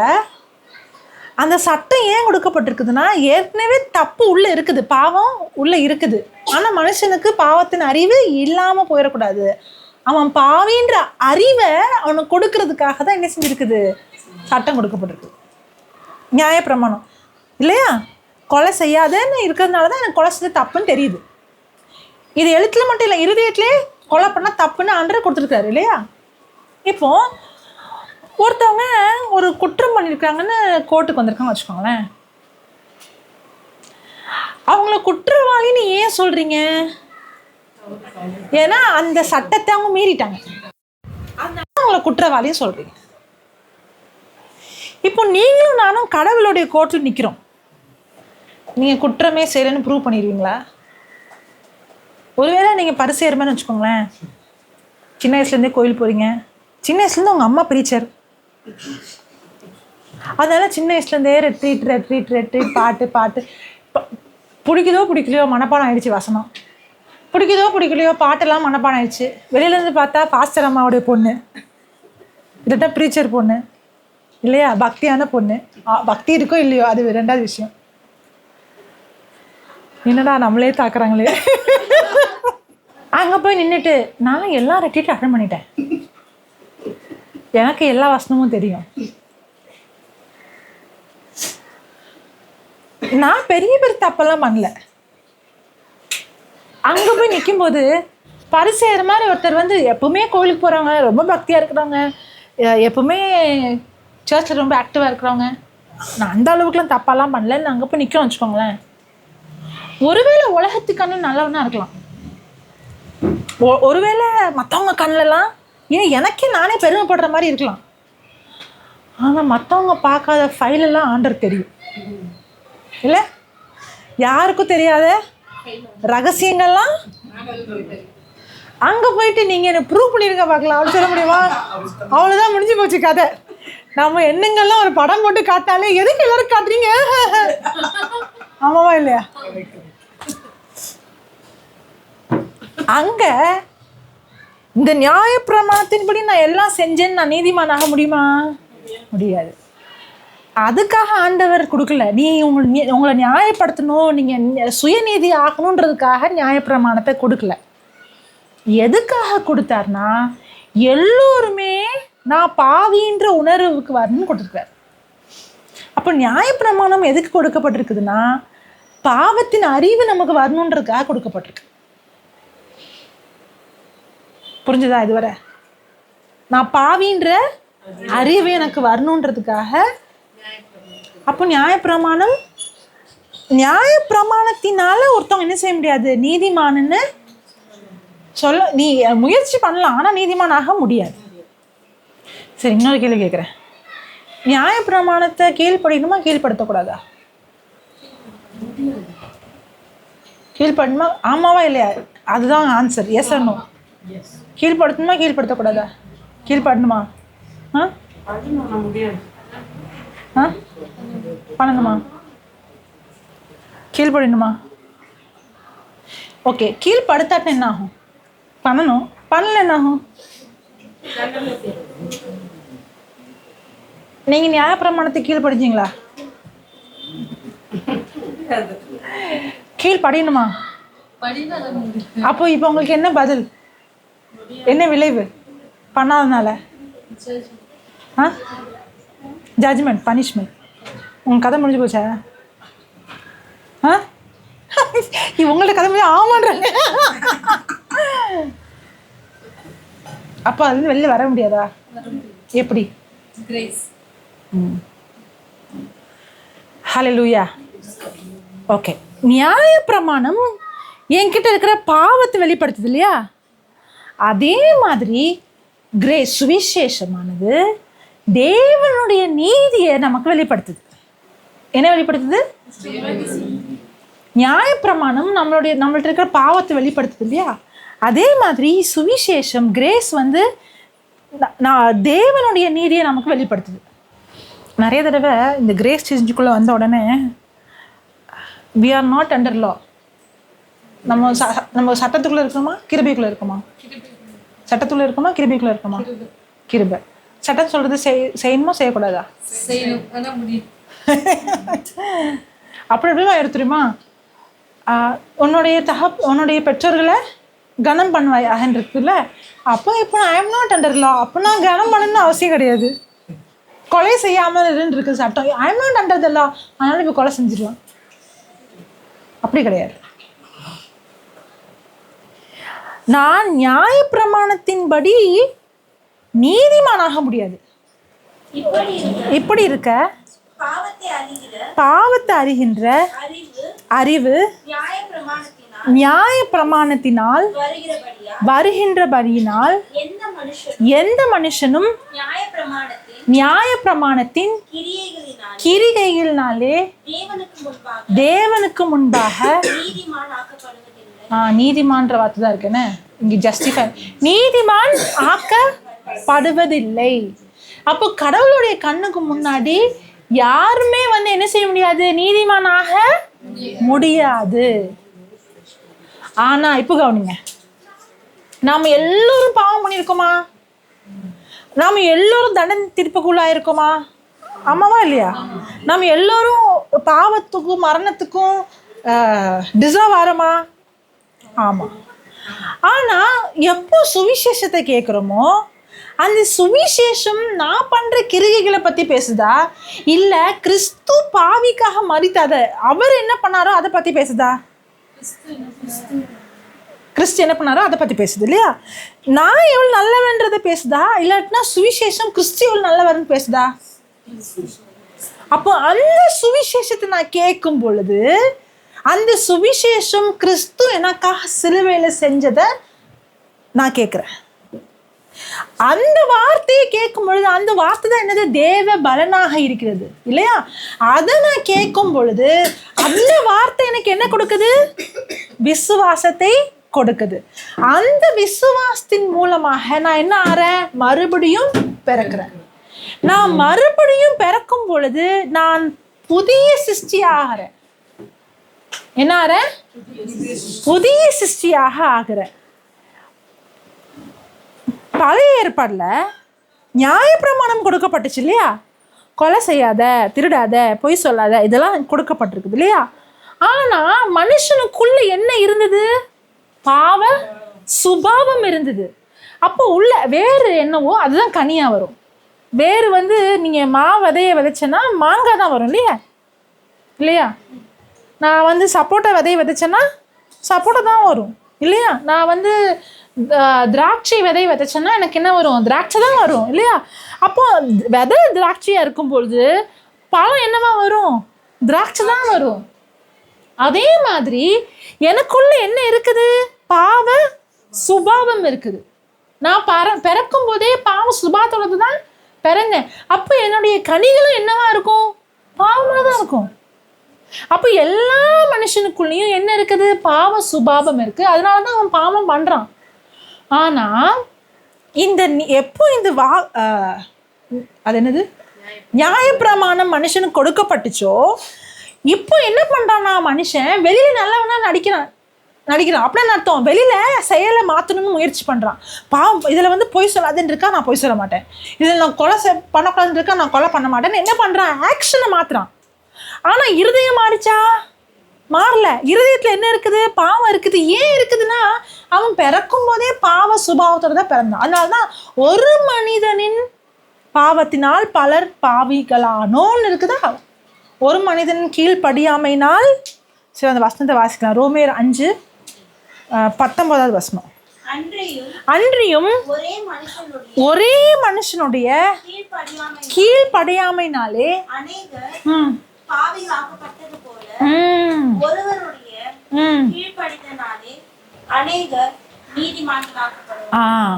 ஒரு மனுஷனுடைய பாவத்தினால் அநேகர் பாவிகளாக்கப்பட்டோம். அப்ப நம்ம எல்லாம் பாவம் செஞ்சதுனால பாவிகளா, இல்லாட்டினா ஒரு மனிதரின் பாவத்தினால் பாவிகள் ஆக்கப்பட்டோமா, செய்யப்பட்டோமா? இல்லையா? திரும்பி வாசிங்க.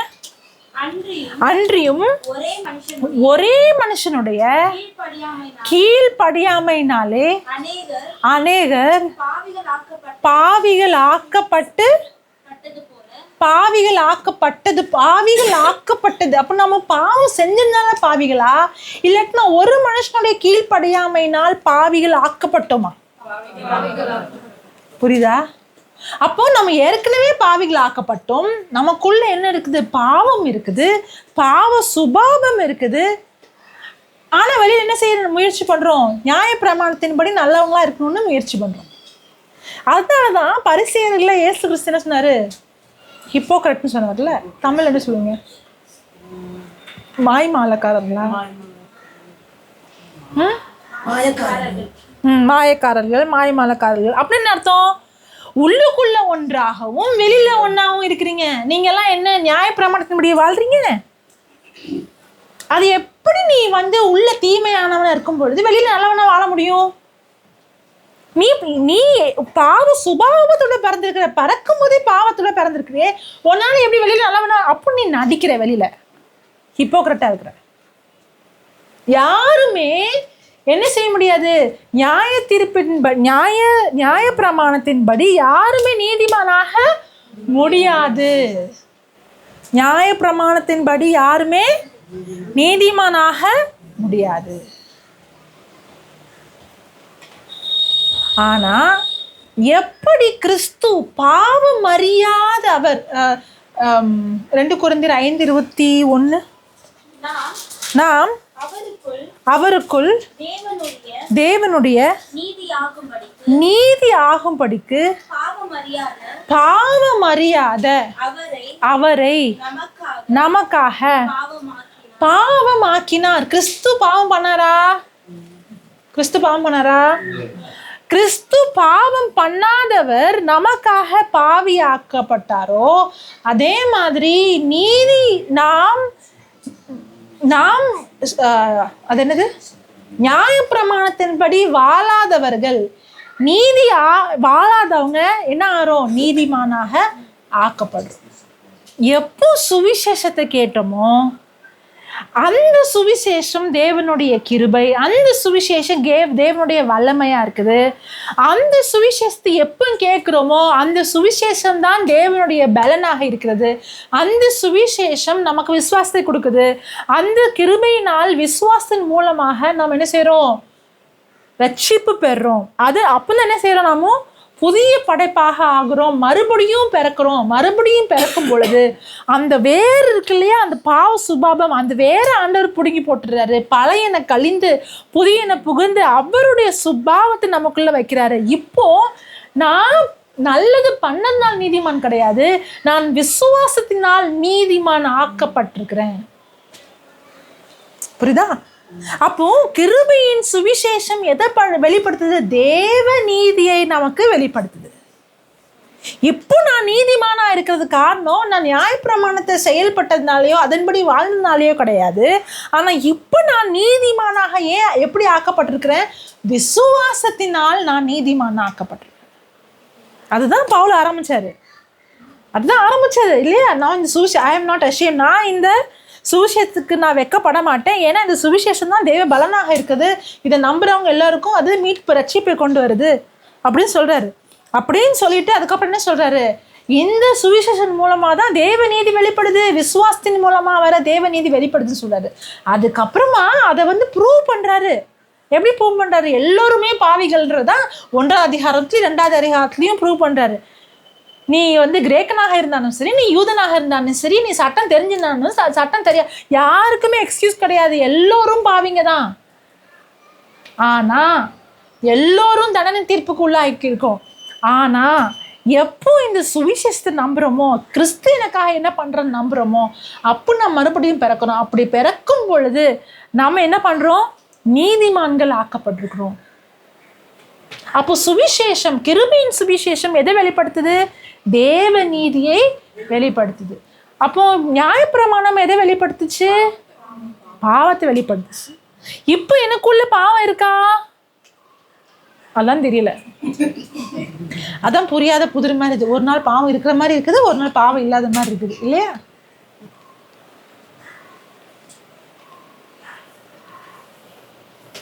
இப்போ நான் நீதிமானா பாவியான்றதான் பெரிய குழப்பமே. ஒரு பக்கத்துலேருந்து பார்த்தா பாவியா தெரியுறேன், இன்னொரு பக்கத்துலேருந்து பார்த்தா நீதிமானா தெரியுறேன். எது உண்மை?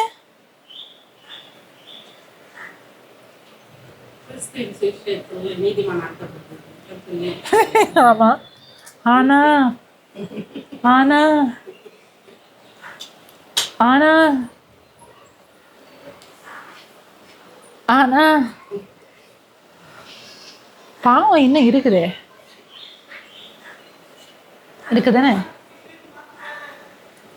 எத்தனை பேர் இங்க நான் பாவின்னு சொல்றீங்க? கை தூக்குங்க.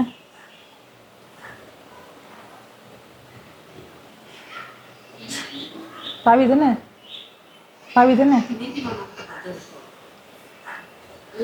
நான் ஒரே ஒரு கேள்விதான் கேட்கிறேன். எத்தனை பேர் இங்க பாவி? கை தூக்குங்க. பைபிளில் சொல்லியிருக்குது, நான் பாவமே செய்யலைன்னு சொன்னா நீ பொய் சொல்றேன். அப்ப எது உண்மை? நீங்க பாவமே செய்யலையா?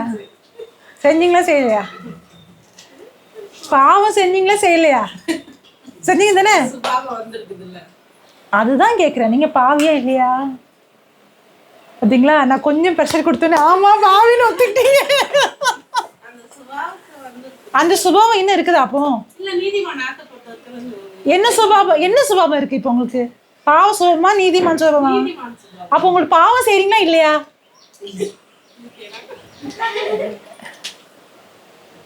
குழம்பிச்சா? என்னடா இது? குழம்புல தானே குழம்புலன்னு மண்டையாட்டுறாங்க. சொல்லுங்க, பாவியா இல்லையா? பாவியா நீங்க? பாவி இல்லையா?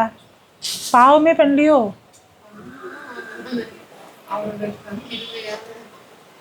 கிருபைனால பாவம் பண்ணி விழுந்து எழுந்துச்சு அப்படியா?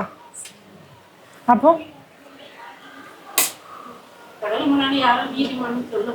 சொல்ல முடியாது தானே.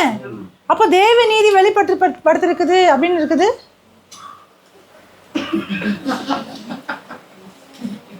இப்போ தானே சொன்னீங்க நான் நீதிமான்.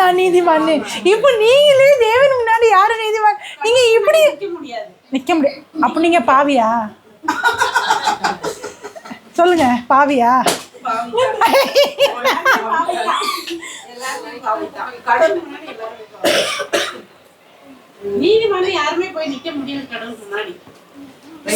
எனக்கு சாதாரணமா கேக்குறேன், நீங்க நீதிமான் ஆக்கப்பட்டிருக்கீங்களா ஆக்கப்படலையா?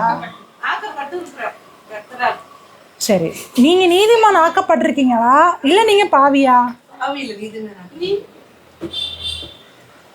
இப்பதான் இப்படியும் பேசுறீங்க, நீங்க அப்படியும் பேசுறீங்க, இப்படியும் அடிச்சு பேசுறீங்க, அப்படியும் அடிச்சு பேசுறீங்க.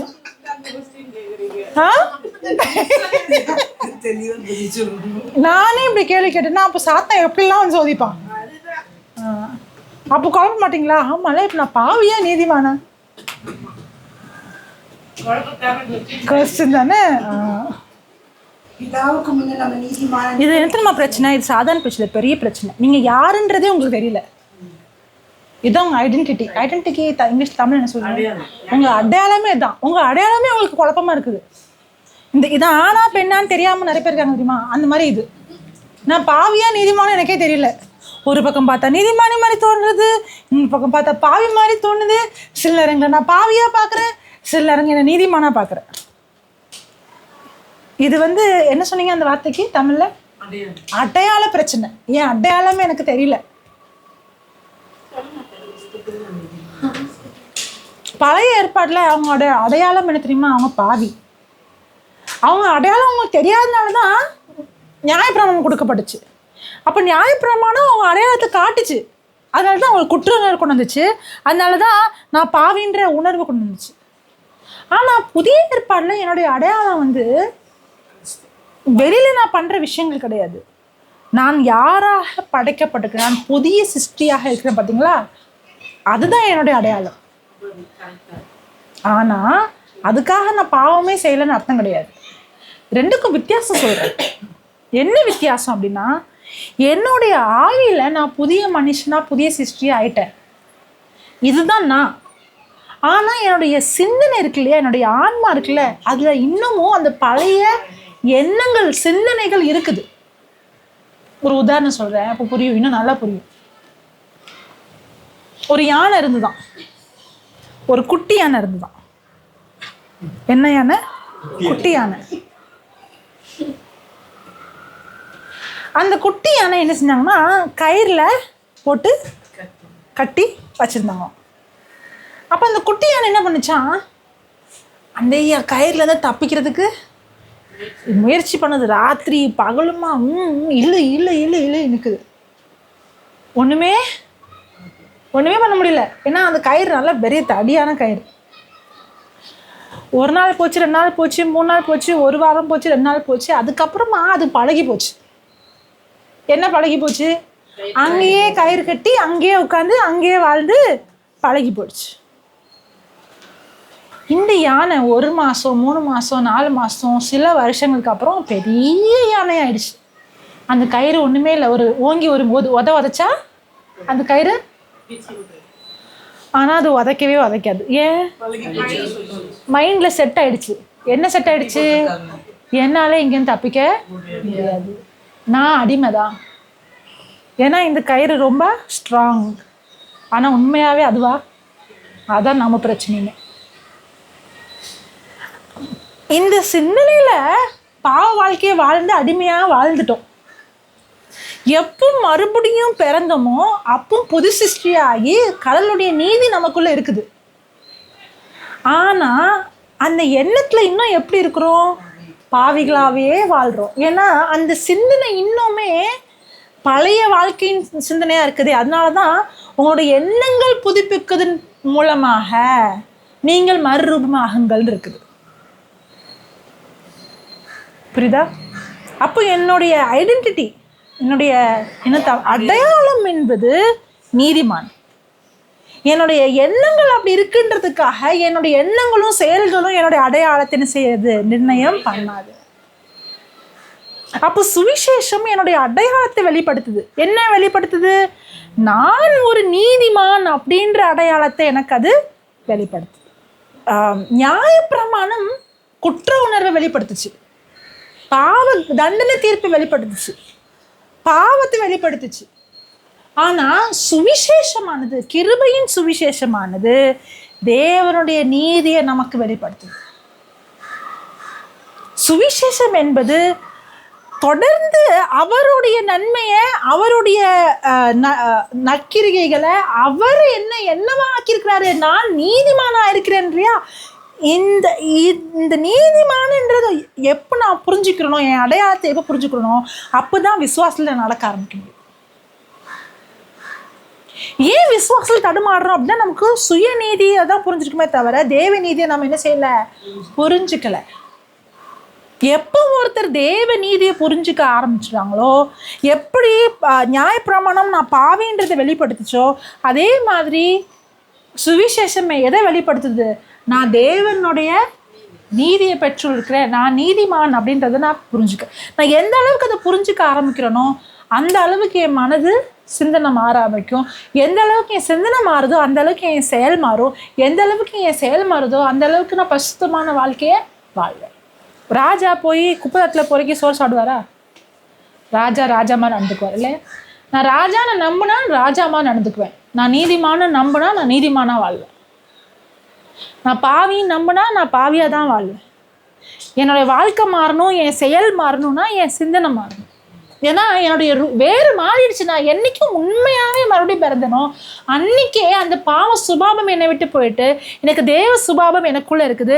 நான் புதிய சிருஷ்டியாக இருக்கிறேன், நான் புதிய மனிதனாக இருக்கிறேன், நான் கடவுளுடைய நீதி எனக்குள்ளே இருக்குது, அவருடைய சுபாவம் எனக்குள்ளே இருக்குது. ஆனால் என் சிந்தனை என்னவும் இருக்குது, அந்த ஞான சிந்தனை தான். நான் இன்னமும் பழைய வாழ்க்கையே வாழ்ந்துட்டு இருக்கிறேன். ஆனால் எனக்கு விடுதலை கொடுக்கப்பட்டாச்சு. அப்போ அந்த சிந்தனை எப்போ மாறுதோ அப்போ உள்ளே இருக்கிற அந்த தேவ அன்பு, தேவ கிருபை, தேவ வல்லமை, தேவ நீதி, இது எல்லாமே என்ன ஆகும், என்னுடைய செயல்களை மாற்ற ஆரம்பிக்கும். ஆனால் சிந்தனை மாறலைன்னா செயல் மாறதுனா ராஜா என்ன நம்பினா தான் நான் ராஜா மாதிரி நடந்துக்குவேன். நான் பிச்சைக்காரன் நம்பினேன்னா பிச்சைக்காரமாக நடந்துக்குவேன். நான் பாவின்னு நம்பினேன்னா நான் பாவியாக தான் வாழ்வேன். அதுக்காக நான் பாவம் செய்யலைன்னு நான் சொல்லலை. என்கிட்ட பாவம் இருக்குதுன்றதுக்காக அது என்னுடைய அடையாளம் அல்ல. ஆனால் அந்த பாவத்தை மேற்கொண்ட வல்லமை எனக்குள்ள இருக்குது. சட்டம், அது என்ன சொல்றீங்க, நியாயப்பிரமாணம் நான் பாவின்றது எனக்கு காட்டுச்சே தவிர அந்த பாவத்திலேருந்து மேற்கொண்டு வர்றதுக்கான வல்லமை எனக்கு கொடுக்கல. ஆனால் சுவிசேஷம், கிருபையின் சுவிசேஷம் அந்த பாவத்திலேருந்து மேற்கொண்டு வர அந்த வல்லமை எனக்கு அது தந்திருக்குது. இன்னும் நிறைய ஆழமாக போகலாம். ஆனால் நான் எல்லாத்தையும் போட்டு ஒரே இதில் டம்ப் பண்ண விரும்பலை. ஆனால் இதுவரை புரிஞ்சுதா? ஒரே ஒரு வசனத்தை மட்டும் பார்த்து நான் முடிச்சுக்கிறேன், சரியா? எழுத்துக்களினால் எழுதப்பட்டு, இது இந்த எழுத்துக்களால் எழுதப்பட்டது என்னது? நியாயப்பிரமாணம். எழுத்துக்களால் மோசை மூலமாக கொடுத்தது என்னது? நியாயப்பிரமாணம். எழுத்துக்களால் எழுதப்பட்டு கற்களில் பதிந்திருந்த மரணத்திற்கு ஏதுவான ஊழியத்தை, என்ன ஊழியமா அது? மரணத்துக்கு ஏதுவான நியாயப்பிரமாணம் எதற்கு ஏதுவான ஊழியமா? வாழ்வு கொடுக்கிற ஊழியமா, மரணம் கொடுக்கிற ஊழியமா? அப்ப நியாயப்பிரமாணம் என்ன ஊழியம் பண்ணுச்சான்? அப்போ நியாயப்பிரமாணம் ஒருத்தவங்களுக்கு நீ உன் பாவத்துக்கு தண்டனை மரணம். அப்போ நியாயப்பிரமாணத்தின்படி ஒருத்தவங்க போனாங்கன்னா அவங்களுக்கு விளைவு என்னது? சாவுதான். அப்போ நியாயப்பிரமாணம் யாருக்குமே ஜீவன் என்ன செய்யல, ஊழியம் பண்ணலை, வாழ்வு ஊழியம் பண்ணலை.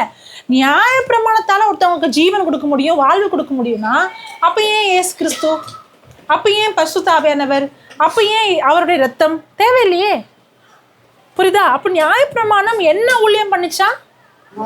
மரணத்துக்கு எதுவாக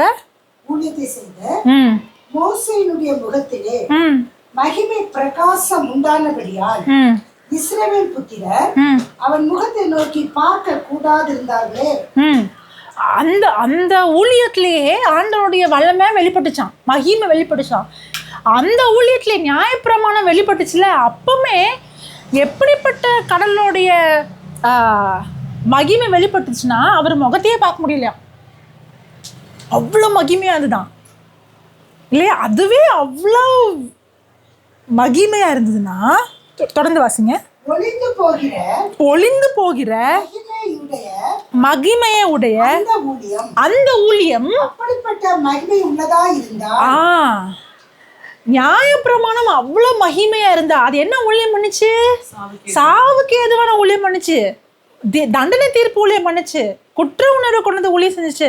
அதுவே அவ்வளவு மகிமை, அவருடைய முகத்தை அது வெளிப்படும் போது மோசையோட முகத்தை பார்க்க முடியாத அளவுக்கு மகிமையா இருந்துச்சுன்னா, அப்புறம் ஆவிக்குரிய ஊழியம் எவ்வளவு அதிக மகிமை உள்ளதா இருக்கும். அப்போ மரணத்துக்காரின் நியாயப்பிரமாணமுடைய ஊழியமே அவ்வளவு மகிமை நிறைஞ்சிருந்ததுன்னா, அப்புறம் ஆவிக்குரிய ஏன்னா புதிய ஏற்பாடு இருக்கு இல்லையா, கிருபையின் ஊழியம் இருக்கு இல்லையா, அது மனுஷனோடது கிடையாது, பரிசுத்த ஆவியானவர் இல்லையா? ஏன்னா எப்போ புதிய ஏற்பாடு வந்துச்சோ அப்போதான் பரிசுத்த ஆவியானவர் வந்து பரிசுத்தாவின் அபிஷேகம் பெற்றுக்கொண்டாங்க இல்லையா? அப்போ ஆவிக்குரிய ஊழியம் எவ்வளவு அதிக மகிமை உள்ளதா இருக்கும். அப்புறம் தொடர்ந்து ஆக்கினி தீர்ப்பு நியாயப்பிரமாணம் என்னதான்? நியாயப்பிரமாணம் என்னதான்? ஆக்கினி தீர்ப்பு. ஆக்கினி தீர்ப்பு உண்டாக்குமா? வாழ்வு கொடுக்காது, உயிர் கொடுக்காது. அது என்ன கொடுக்கும்? ஆக்கினி தீர்ப்பு. கொடுக்கும் மகிமை உள்ளதா இருந்தால் நீதியை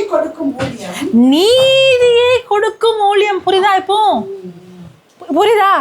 அப்போ சுவிசேஷமானது, கிருபையின் சுவிசேஷமானது எதை கொடுக்குமா?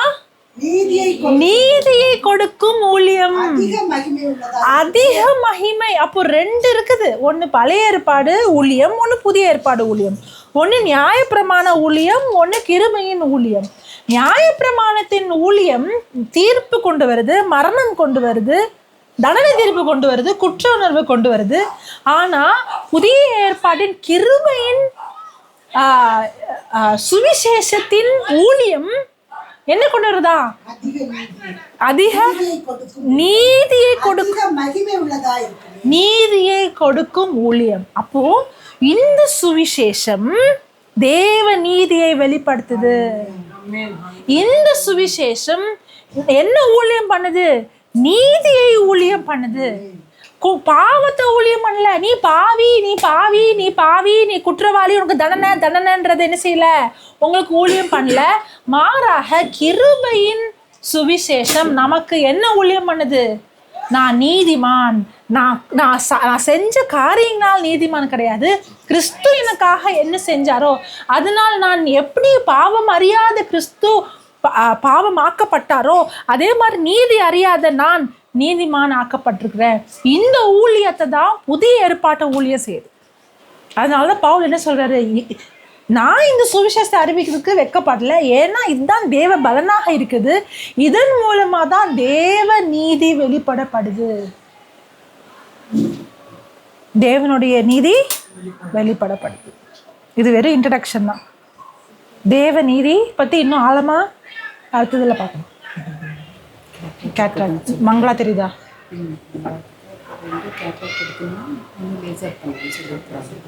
ஓகே சரி, கண்ணாடி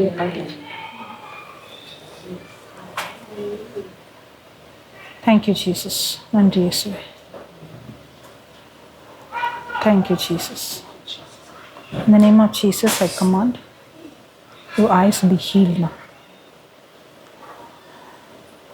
I command you cataract. I command the scales to fall now. I command your scales in the eyes to fall now. In Jesus' name.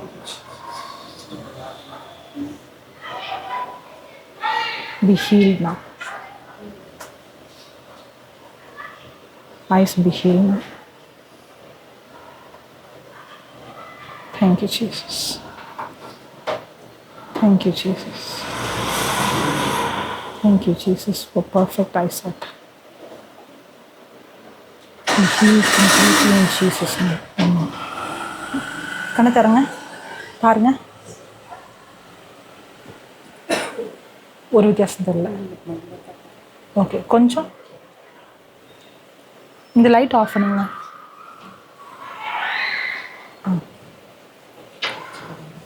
பரவாயில்ல, வித்தியாசம் தெரியுது. ஓகே, கண்ணு.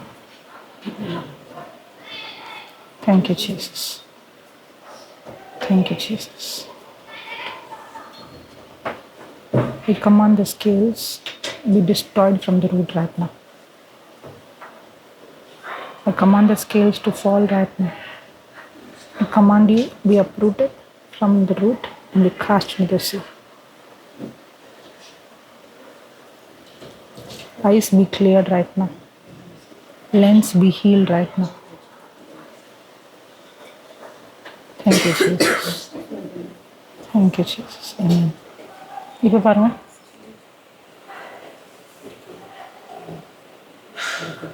பரவாயில்ல, வித்தியாசம் தெரியுது. எவ்வளோ வித்தியாசம் தெரியுது? இப்போ தெரியுதா? இப்போ தெரியுது. மூஞ்சே தெரியாத போனா கூட அது உக்காந்து இருக்கோம். நான் இவங்க யாருன்னா இருப்பாங்கன்னு சொல்லிட்டு பிரைஸார் அதுக்கும் சொல்லிட்டு போவேன். நான் எனக்கு தெரியாது இவங்க தான் யாருன்னா இருப்பாங்க. ஆனால் இப்போ தெரியுது. இப்போ தெரியுது. ஓகே, இப்போ ஓகே ஓகே, கண்ணை மூடுங்க. Thank you, Jesus. I rebuke this cataract from the root in Jesus' name. Be healed completely. I speak 100% restoration. Thank you, Jesus. And release. Thank you, Jesus. Thank you, Jesus. Thank you, Jesus. Thank you, Jesus. Thank you, Jesus. இப்போ தரங்க. உங்கள் மகளே பாருங்க. தெரியுதா? கிளியரா இருக்கும். Praise God. Hallelujah. Thank you, Jesus. நன்றி இயேசுவே. நன்றி பரிசுத்த ஆவியானவரே. என்னை நீதிமான ஆக்குனதுக்காக நன்றி. நிறைய நேரங்களில் இந்த பொய்யை நான் கேட்குறேன். நீ பாவி, நீ இந்த பாவம் பண்ணிட்ட, நீ இந்த குற்றம் பண்ணிட்ட, நீ இப்படிப்பட்ட ஒரு செயலை பண்ணிட்ட. ஆனால் இன்று நான் தெரிஞ்சுக்கிட்டேன், ஆண்டவரே, என் பாவத்தை நீங்கள் சுமந்துட்டீங்க. உங்களுடைய ரத்தத்தினால என்னுடைய பாவங்கள் நீங்கள் கழுவுனதுக்காக நன்றி. என்னை ஒரு புதிய படைப்பாக மாற்றிட்டீங்க. என்னுடைய அடையாளம் நான் என்ன செஞ்சனோ அதன்படி இல்லை, ஆனால் என் அடையாளம் நீங்கள் எனக்காக என்ன செஞ்சீங்களோ அதன்படி. நான் ஒரு புதிய படைப்பாக இன்னைக்கு இருக்கிறேன். உங்களோட ரத்தத்தினால கழுவப்பட்டு தூய்மையாக்கப்பட்டிருக்கிறேன். நான் ஒரு புதிய சிருஷ்டியாக இருக்கிறேன். நான் தேவனுடைய நீதிமானாக இருக்கிறேன். கிறிஸ்துவுக்குள் நான் மன்னிக்கப்பட்டு புதிய ஜீவனை பெற்றிருக்கிறேன்.